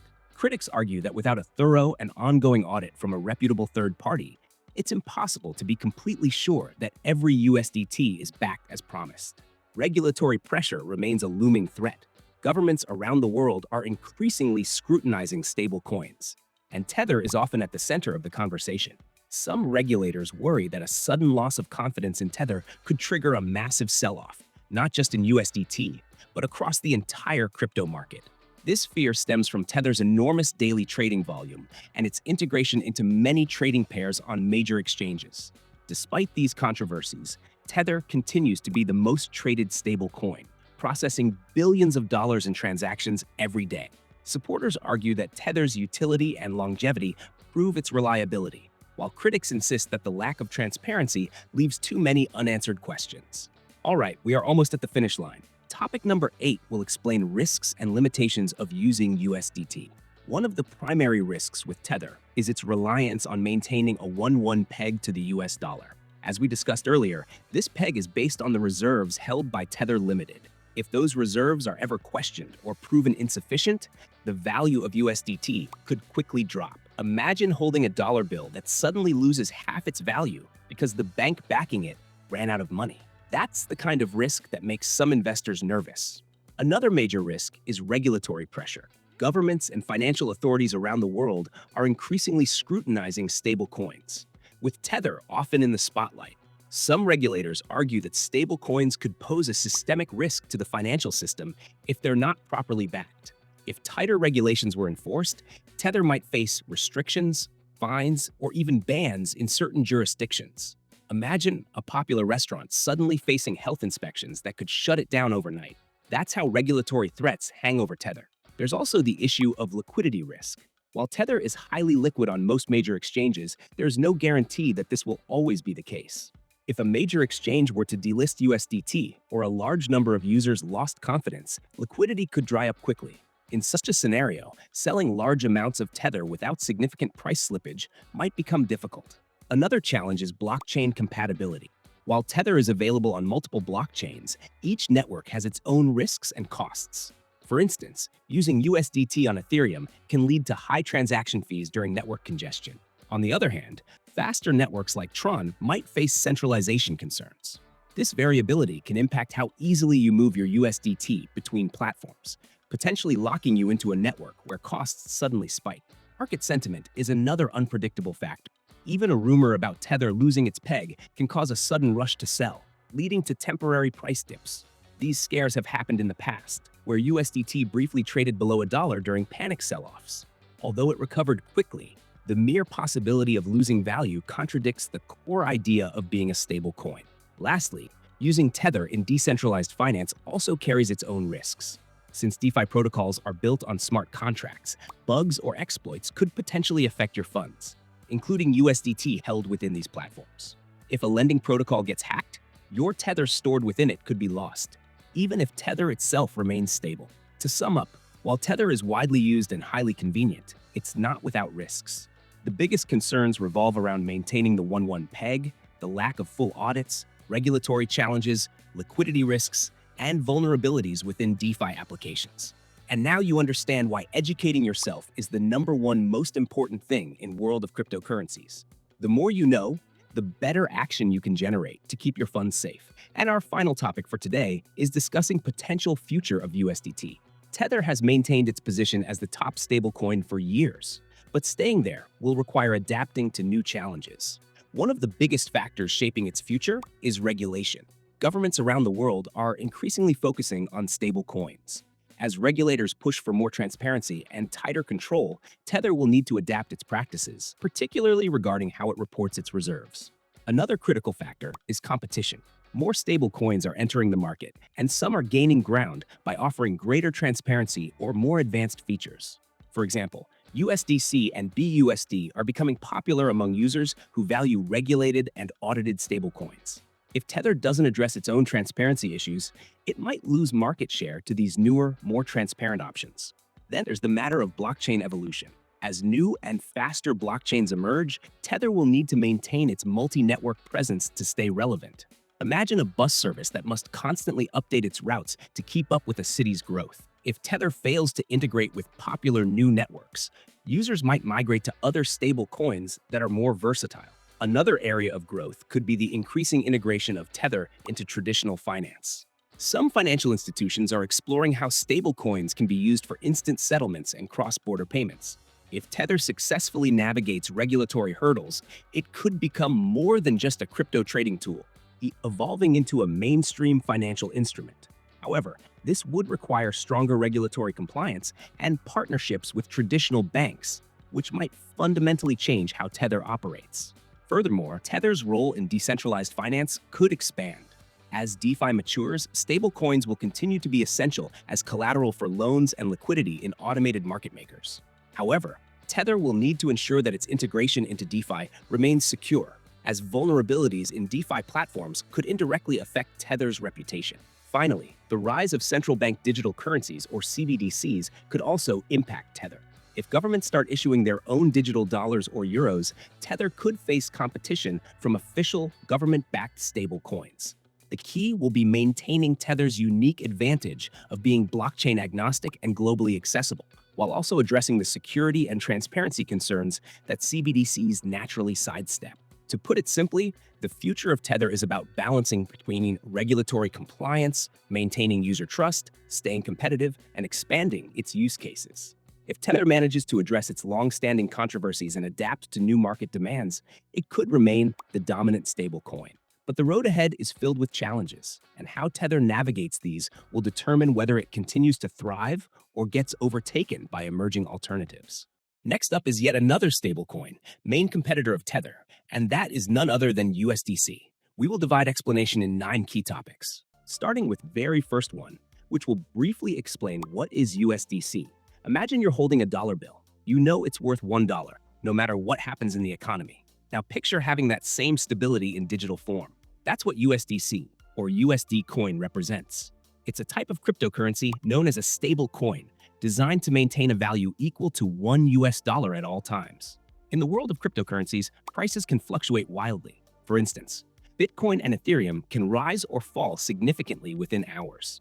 This volatility can be challenging for those who want to use digital currencies for everyday transactions or savings.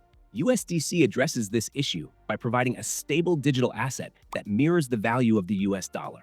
So, why does this matter? Let's say you're a trader who just made a profit from Bitcoin. You could convert your earnings into USDC to protect your gains from market swings. Later, when the market dips, you can use your USDC to buy more crypto. It's like having a safe digital wallet where your money doesn't change value overnight. But USDC isn't just for traders. It's also used for everyday transactions, especially in regions where local currencies are unstable.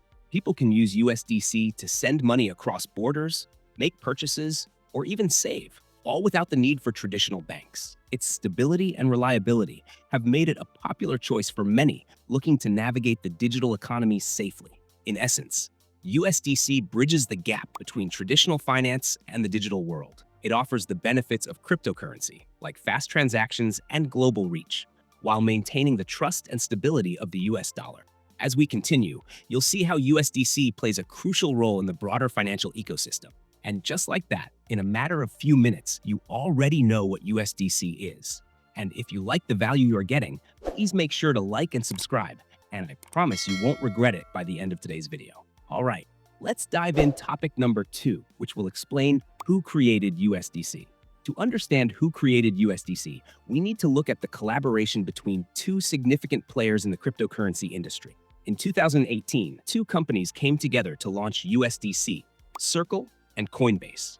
Circle, a financial technology firm, and Coinbase, a leading cryptocurrency exchange, co-founded the Center Consortium. This consortium was responsible for the development and governance of USDC. Circle was established in 2013 by Jeremy Allaire and Sean Neville. The company's mission has been to create a more open and inclusive global financial system through the use of blockchain technology. Coinbase, founded in 2012 by Brian Armstrong and Fred Ehrsam, has grown to become one of the largest cryptocurrency exchanges in the United States. The partnership between Circle and Coinbase aimed to combine their strengths to create a stable and transparent digital dollar. USDC was designed to be a fully collateralized stable coin, meaning each USDC token is backed by one US dollar held in reserve. This structure was intended to provide users with a reliable and secure digital currency that maintains a stable value. And don't worry, we will fully explain how this stability is kept in topic number 4. In 2023, the Center Consortium was dissolved, and Circle assumed sole governance and issuance responsibilities for USDC. This move was part of an effort to streamline operations and enhance accountability. Despite this change, Coinbase continues to play a significant role in the USDC ecosystem, including holding an equity stake in Circle and sharing in the revenue generated from USDC reserves.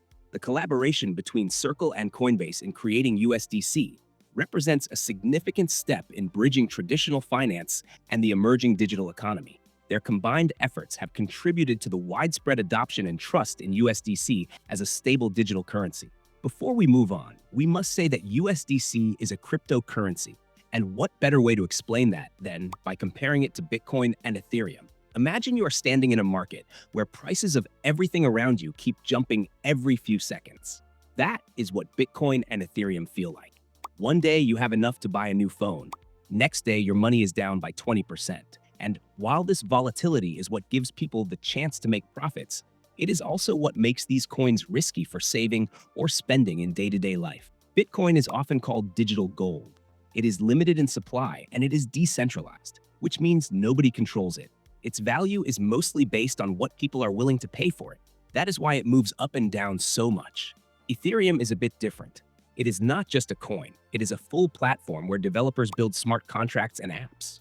But its price also moves constantly, sometimes even more than Bitcoin. Now picture a coin that does not jump in value at all. That is USDC. Its job is not to grow or shrink. Its job is to stay equal to $1 at all times. It does not try to be digital gold or a platform for apps. It simply offers digital dollars that you can use anytime without worrying if your value will change tomorrow. You can think of Bitcoin and Ethereum as wild horses. They are powerful and fast, but hard to control. USDC is more like a reliable train that always arrives on time. You do not use it for a thrill. You use it when you want safety and predictability. Before we move on, if you want to learn about Bitcoin or Ethereum, make sure to check simple explanation for both on our channel after you finish this video. I will leave a link down in description. All right, all of this sounds nice, but how does USDC keep stable value of $1? Let's explain it by diving in topic number 4. USDC or USD coin is a type of cryptocurrency known as a stablecoin. Its primary purpose is to provide a digital equivalent of the US dollar, offering the benefits of cryptocurrency without the typical price volatility. To achieve this, USDC employs a straightforward approach. For every USDC token in circulation, there is an equivalent amount of US dollars or dollar-denominated assets held in reserve. These reserves are managed by Circle, the company behind USDC. The assets backing USDC include cash and short-term US Treasury securities, which are held in segregated accounts with regulated financial institutions. This ensures that each USDC token is fully backed by real-world assets, providing confidence to users that they can redeem their tokens for US dollars at any time. The process of maintaining this one-to-one peg involves two key operations: minting and burning. When someone wants to acquire USDC, they deposit US dollars with Circle, which then issues an equivalent amount of USDC tokens. This is known as minting. And on the other side, when someone wants to convert their USDC back into US dollars, the tokens are returned to Circle and removed from circulation. This is called burning. This system ensures that the supply of USDC always matches the amount of reserves held, maintaining its stable value. Transparency is a critical component of USDC's stability. Circle provides regular reports and undergoes monthly attestations by independent accounting firms to verify that the reserves match the amount of USDC in circulation. This level of openness helps build trust among users and distinguishes USDC from other cryptocurrencies that may lack such transparency. In fact, number one stablecoin by market cap is facing criticism because of questionable transparency, and that is one of the reasons USDC is growing rapidly. In summary, USDC maintains its equal value to the US dollar through a combination of full reserve backing, regulated financial practices, and transparent reporting. This structure allows users to enjoy the advantages of digital currency while relying on the stability of traditional fiat money. Okay, you got the basics now, but let us dive deeper inside those reserves that actually give USDC its stable value. You already know that every single USDC token is backed by real assets, but now let us look at what those assets actually are. The reserves that support USDC are managed by Circle, and the most important part is that they are made up of two main components: cash and short-term government securities. That means when you hold one USDC token, somewhere in the real world, there is either one physical dollar or an ultra-safe government-backed asset tied to it. These reserves are not just stored randomly either. They are kept in accounts with regulated financial institutions and are held separately from the money Circle uses for its own business. The majority of the reserve is placed into very short-term United States Treasury securities. These are considered one of the safest types of investments in the world. They are backed by the United States government and mature quickly, which means the money is always available and easy to access. A smaller part of the reserve is kept in cash, which sits inside top-tier banks. This combination gives Circle the ability to redeem USDC quickly if needed, while keeping the system secure and trustworthy. Now, here is something really important. These reserves are managed with full transparency. Circle works with independent accounting firms who check the numbers every single month, and they publish attestations to confirm that the amount of assets always matches or exceeds the amount of USDC in circulation. Not only that, but the fund that holds most of the reserve is managed by BlackRock, the largest asset manager in the world, which gives an extra layer of confidence. It is time to get back to crypto terminology and explore blockchains that support USDC. And the truth is, this is where USDC really stands out, because it is not tied to just one network like many other coins out there. It lives across multiple blockchains, and that makes it extremely flexible and powerful. USDC was first launched on Ethereum, which is still one of the most popular blockchains for decentralized apps. But since then, it has expanded massively. Today in 2025, USDC is supported natively on 20 different blockchain networks. That means it is not some copy or wrapped version. It is the real USDC issued directly by Circle on each of those chains. This includes networks like Solana, Avalanche, Polygon, Base, Arbitrum, and many more, including newer ones like Aptos and Sonic, which are rising fast. Each of these blockchains brings something different to the table. Some, like Ethereum, are known for their security and strong developer community. Others, like Solana, are built for speed and low fees, making them perfect for fast payments and gaming apps. Avalanche is optimized for scaling, while chains like Base and Optimism are part of a new wave of Layer 2 solutions that help Ethereum run faster and cheaper. Circle also created a system called Cross-Chain Transfer Protocol. This tool allows USDC to move smoothly from one blockchain to another. It works by burning USDC on one chain and minting it fresh on the other side.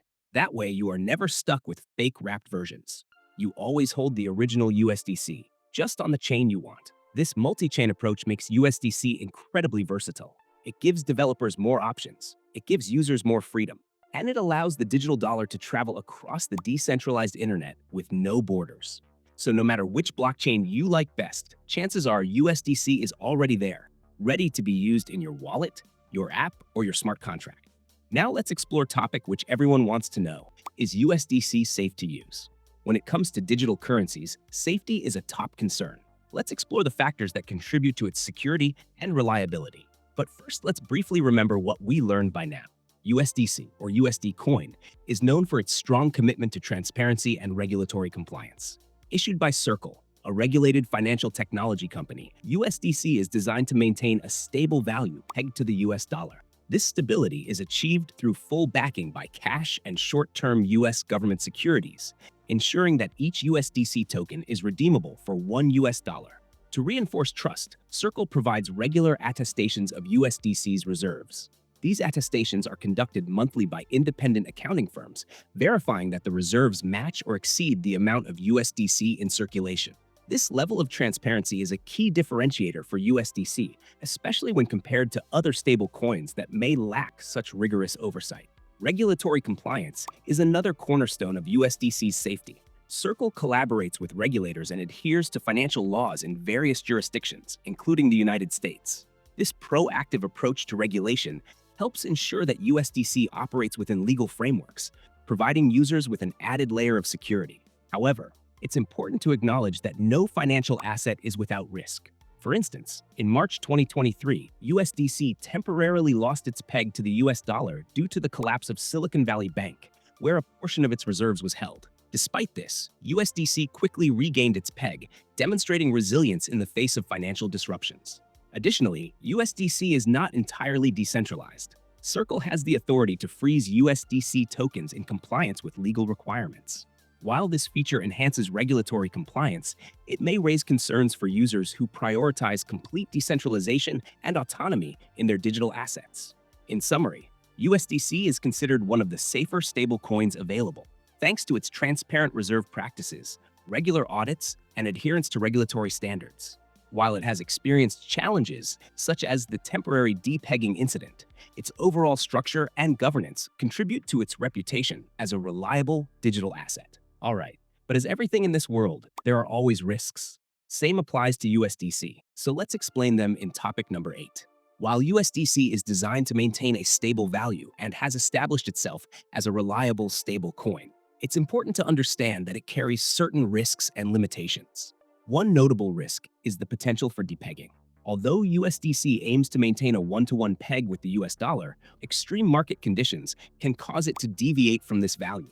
For instance, during the collapse of Silicon Valley Bank in March 2023, as we already mentioned in previous topic, USDC temporarily lost its peg due to a portion of its reserves being held at the bank. Although it quickly regained its peg, this incident highlighted the vulnerability of stablecoins to external financial shocks. Another consideration is the centralized nature of USDC. Circle, the issuer of USDC, has the authority to freeze tokens in compliance with legal requirements. While this feature enhances regulatory compliance, it may raise concerns because one company has high control point over it. Additionally, using USDC on third-party platforms introduces risks. Circle cannot control how third parties value USDC, and the value of USDC can fluctuate above or below $1 on these platforms. Users accept all consequences of sending USDC off of Circle's platform, including potential loss of access to their tokens. Regulatory uncertainties also pose challenges. While Circle collaborates with regulators and adheres to financial laws in various jurisdictions, the regulatory landscape for stablecoins is still evolving. Changes in regulations could impact the operations of USDC and its accessibility in certain regions. In summary, while USDC offers stability and transparency, users should be aware of its potential risks, including depegging events, centralized control, third-party platform risks, and regulatory uncertainties. Understanding these factors is crucial for making informed decisions when using USDC. Now that we've covered how USDC works and the risks involved, let's look ahead and explore what the future might hold for this digital dollar. Because understanding where USDC is going can help you see how it may continue to shape the financial world around us. USDC has already proven that it is more than just another cryptocurrency. In just a few years, it has processed over $18 trillion in transaction volume and continues to grow across both crypto and traditional financial systems. One of the biggest signals of its future strength is how it is being adopted beyond just crypto trading. More businesses, fintech apps, and even banks are beginning to explore ways to use USDC for things like payments, lending, and international transfers. That means the digital dollar is slowly finding its way into real-world finance, not just staying in crypto wallets. Regulation is another key part of USDC's future. While many stablecoins are still facing questions from governments, Circle has been working closely with regulators to stay compliant. In fact, proposed legislation in the United States, such as the Genius Act, is expected to set clearer rules for stablecoins. And Circle already meets many of those requirements, like full reserve backing and regular public attestations. This puts USDC in a strong position to grow, even as the rules around digital money become more strict. On top of that, Circle is pushing forward with innovation.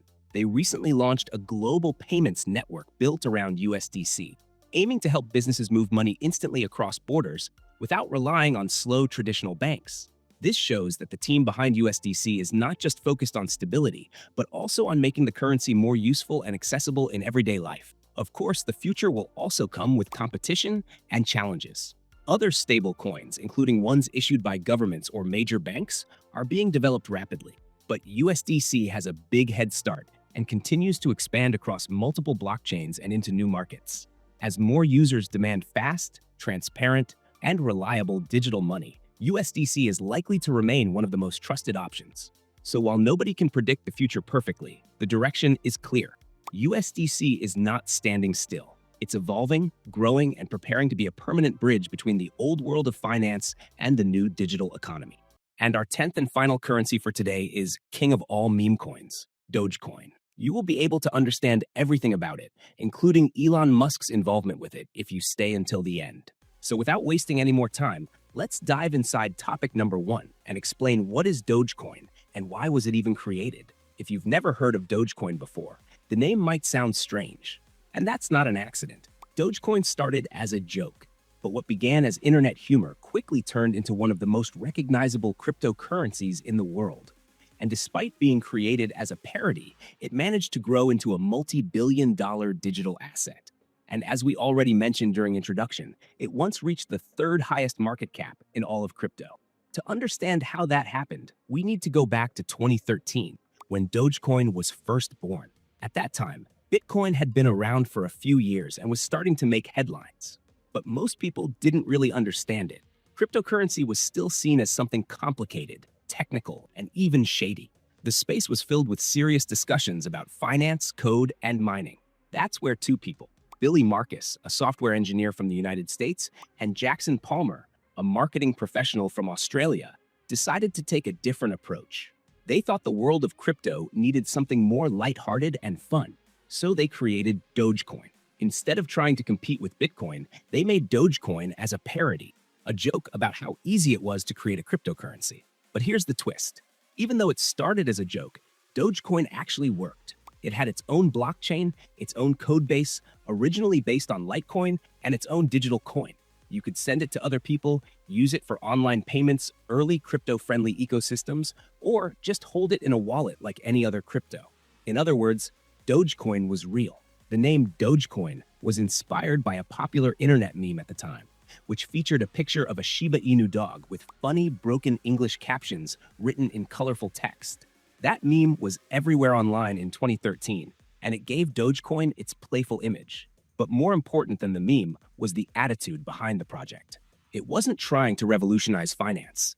It was trying to make crypto approachable. And that worked. People who felt intimidated by Bitcoin found Dogecoin easy and fun. It was simple, cheap to use, and fast, with transactions confirmed every minute instead of every 10 minutes like Bitcoin. In its early days, Dogecoin was used mostly for small online payments and tipping content creators, the kind of thing that didn't need heavy security or long wait times. The Dogecoin community even organized fundraisers for good causes, like sponsoring an Olympic team or raising money for charities. That community spirit helped the coin grow. What made Dogecoin different wasn't just its technology, it was the culture around it. People weren't using it because they thought it would make them rich. They were using it because it was fun, friendly, and open to everyone. And even though the creators never meant for it to be taken seriously, it quietly built up a following that believed in it anyway. Years later, that same community and identity would help Dogecoin explode in popularity again, with help from celebrities, social media, and one billionaire in particular, Elon Musk. But we'll get to that in a future topic. And speaking about future topics, we already reached topic number 2, which will explain how Dogecoin actually works. Because even though it started as a joke, the technology behind it is real and surprisingly effective at doing what it was built for: fast, low-cost transactions. To begin with, Dogecoin is a cryptocurrency, which means it's a digital form of money that lives on a decentralized network. It doesn't rely on any central authority like a bank or government to keep things running. Instead, it uses something called proof of work, the same general system that Bitcoin uses to secure its network and confirm transactions. But while the basic idea is similar, there are some important differences that make Dogecoin faster, cheaper, and in some cases, even more user-friendly. So what is proof of work? Think of it like a race between computers. These machines, called miners, compete to solve complex puzzles. When one of them solves the puzzle, it gets to add a group of transactions to the public ledger, known as the blockchain, and earns a reward in some amount of Dogecoin. This process keeps the network secure and ensures that no one can cheat the system or spend the same coins twice. But here's where Dogecoin starts to separate itself. Unlike Bitcoin, which adds a new block every 10 minutes, Dogecoin adds a new block every 1 minute. That means transactions get processed more frequently. If you've ever tried to use Bitcoin during a busy time and had to wait 30 minutes or more for your transaction to confirm, Dogecoin can feel lightning fast by comparison. That short block time is one of the reasons why people love using Dogecoin for things like small payments and tips. And not only is it fast, it's also cheap. Because Dogecoin isn't as congested as Bitcoin or Ethereum, and because of its simpler design, the fees for sending it are usually a tiny fraction of a cent. You could send someone $1 worth of Dogecoin, and the fee might be less than a penny. That kind of efficiency makes it ideal for microtransactions, things like tipping someone online or paying for low-cost services. Now, there's something else unique about Dogecoin's design that's important to understand: its supply model. Unlike Bitcoin, which has a fixed maximum supply of 21 million coins, Dogecoin has no hard cap. New Dogecoins are constantly being created, about 10,000 every minute. That's part of its inflationary model, which we'll explore in more detail later on when we talk about skepticism. But for now, just know that this unlimited supply helps keep Dogecoin accessible and prevents early holders from dominating the market entirely. It's a trade-off between scarcity and utility. Another interesting fact is that Dogecoin is actually based on Litecoin, which itself was based on Bitcoin. That means it inherits many of the security features of those earlier projects, but uses a slightly different mining algorithm called Script. This algorithm is less resource-intensive than Bitcoin's, making Dogecoin easier to mine, especially in its early days. And it allowed everyday users to participate without needing massive mining rigs, which are basically computers with high computational power. In fact, Dogecoin and Litecoin are even merged mined today, meaning miners can secure both networks at the same time without using extra energy. So to sum it all up, Dogecoin works on a proof-of-work system, just like Bitcoin, but it's faster, cheaper, and easier to use. It processes blocks every minute, keeps fees extremely low, and has an inflationary supply model that prioritizes accessibility over scarcity. And all of that sounds great, but what is Doge actually used for? Let's find out in topic number 3. While Dogecoin may have started as a parody, it developed real functionality and found its place in crypto culture. And believe it or not, there are actual use cases where Dogecoin works better than many people expect. Especially for beginners, it's one of the easiest cryptocurrencies to start using because of its speed, low fees, and approachable image. One of the earliest and most consistent uses of Dogecoin has been online tipping. On platforms like Reddit and Twitter, users would tip each other small amounts of Doge as a way to say thanks or support content they liked. It became a fun, fast way to transfer value, especially in a time when Bitcoin and Ethereum were already starting to slow down or become more expensive to use. With Dogecoin, sending a few cents or $1's worth of crypto didn't feel like a big deal, and the fees were so small that no one had to worry about losing value in the process. In many ways, it felt like a digital version of tossing someone a coin for good work: casual, instant, and friendly. Beyond tipping, Dogecoin was also used in community fundraising and donations. One of the most famous examples happened in 2014 when the Dogecoin community raised over $25,000 to help send the Jamaican bobsled team to the Winter Olympics. Another time, Dogecoin users raised money to fund clean water projects in Kenya and sponsored a NASCAR driver. These events weren't just about charity. They showed the power of a global internet-native currency that could be moved quickly and used to unite people for a cause. It proved that Dogecoin could do real things, even if the culture around it was filled with jokes and memes. When it comes to payments, Dogecoin has also been accepted by a number of online retailers and platforms over the years. Websites like Newegg, AMC Theaters, and even some Shopify stores have accepted Doge at various points, especially after it surged in popularity in 2021. Payment processors like BitPay have made it easier for merchants to accept Dogecoin alongside Bitcoin and other major cryptocurrencies. While it's not as widely used as Bitcoin or Ethereum in terms of commercial payments, it has found a niche among businesses that want to appeal to crypto-friendly customers in a lighthearted way. Part of Dogecoin's appeal is psychological. Because it's cheap and inflationary, people are more willing to spend it instead of holding on to it like digital gold. With Bitcoin, for example, many users hesitate to spend it, thinking it might be worth more in the future. But with Dogecoin, the idea has always been more casual. Use it, tip with it, donate with it, trade it for fun. That spending culture actually gives Doge more movement in the real world than many other cryptocurrencies that are technically more advanced, but rarely leave cold storage wallets. It's also used for trading and speculation, of course. A large portion of Dogecoin activity today happens on crypto exchanges. People buy it as a low-cost entry point into crypto or as a way to speculate on short-term market moves. That's not the most exciting or revolutionary use case, but it's a real one. Especially when Dogecoin makes headlines, trading volume skyrockets and millions of dollars can move through Doge markets in a single day. In the next topic, we'll talk about how Dogecoin went from being a fun little internet coin to something that could actually shake up global markets. All thanks to memes, social media, and one man with a rocket company. Let's dive in. If you've ever seen a cryptocurrency make headlines for something completely unrelated to finance or technology, there is a good chance it was Dogecoin. Because what happened with Dogecoin in 2021 wasn't just about price. It was about culture, memes, and the strange power of the internet to move global markets. And at the center of it all was Elon Musk, the richest person in the world, and someone who knew exactly how to turn a tweet into a global event. But before we get to him, let's talk about how Dogecoin even got into a position to become a viral phenomenon in the first place. Unlike most cryptocurrencies, Dogecoin didn't grow because of its roadmap, white paper, or developer conferences. It grew because people liked it. The early community behind Dogecoin was built on humor, generosity, and internet culture. That gave it a very different tone compared to Bitcoin or Ethereum, which were often seen as serious or even intimidating. Dogecoin was approachable, and that made it perfect for social media, where jokes, memes, and viral content spread faster than anything else. So, when the crypto market started booming again in late 2020 and early 2021, Dogecoin was perfectly positioned to catch a new wave of attention.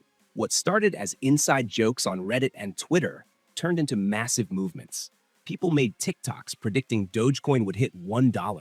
Memes started going viral about holding Doge to the moon. But then, something happened that no one expected. Elon Musk joined the conversation. Elon didn't just tweet about Dogecoin once. He made it a recurring theme. He called it the people's crypto, posted memes about Doge becoming the future currency of Mars, and even changed his Twitter bio to simply say, Doge. Every time he tweeted, the price would spike. And we're not talking small moves. Single tweets from Elon Musk could cause Dogecoin to jump 20, 50% or more in short time frame. It was unlike anything the crypto market had ever seen before. He even went on national television during his appearance on Saturday Night Live and made jokes about Dogecoin in front of millions of viewers. The result? Massive volatility, but also massive visibility. That kind of attention had a real impact. By May 2021, Dogecoin reached an all-time high of around 73 cents, giving it a total market cap of over $88 billion. That made it more valuable than major banks and companies like FedEx, Ford, and even Twitter itself at the time. People who had bought Dogecoin early, even as a joke, suddenly found themselves holding fortunes. Others jumped in hoping to ride the wave. It became a self-fulfilling meme. The more people joked about Dogecoin going to the moon, the more attention it got. and the more the price seemed to rise. But it wasn't just Elon. Other celebrities like Snoop Dogg, Mark Cuban, and even brands started tweeting about or accepting Dogecoin. The Dallas Mavericks basketball team began taking Doge for tickets and merchandise. And this wasn't just a temporary trend. It was a sign that the lines between internet culture and finance were starting to blur. Memes weren't just jokes anymore. They were moving billions of dollars. Of course, this kind of explosive growth also attracted critics. Some saw Dogecoin's rise as a sign of how irrational the market had become. Others worried that people who didn't understand crypto were getting pulled into something they didn't fully grasp just because it was funny or trending. And those concerns are real. Dogecoin is still a very volatile asset, and it's important for anyone involved to understand the risks. But regardless of where you stand, one thing is clear. Dogecoin showed the world that financial movements can come from unexpected places. It proved that attention, not just technology, and can drive value in the crypto space. And it forced the traditional finance world to take a second look at what they once dismissed as a joke. Time for next topic. First one that will bring real questions to the table. Let's explore it. At this point, you might be wondering, is Dogecoin actually legit, or is it still just a meme with no real purpose? That's a fair question, and it's one that both newcomers and experienced investors have asked ever since Dogecoin started gaining attention. After all, it was made as a joke. It has a dog on the logo, and it doesn't claim to be a revolutionary financial system. But just because something starts as a joke doesn't mean it can't grow into something meaningful. So let's break it down. Dogecoin is a real cryptocurrency in the sense that it has its own blockchain, its own token, and it runs on a working network that people can use to send and receive digital money. Technically speaking, it functions just like other major cryptocurrencies. You can store it in a crypto wallet, transfer it across the world in seconds, and use it to make payments, all without a bank or credit card company in the middle. That makes it just as real as any other coin from a technical standpoint. But the more complicated part of this question has to do with value. What gives Dogecoin its worth? Is it useful enough to stick around long term? Or is the hype doing most of the heavy lifting?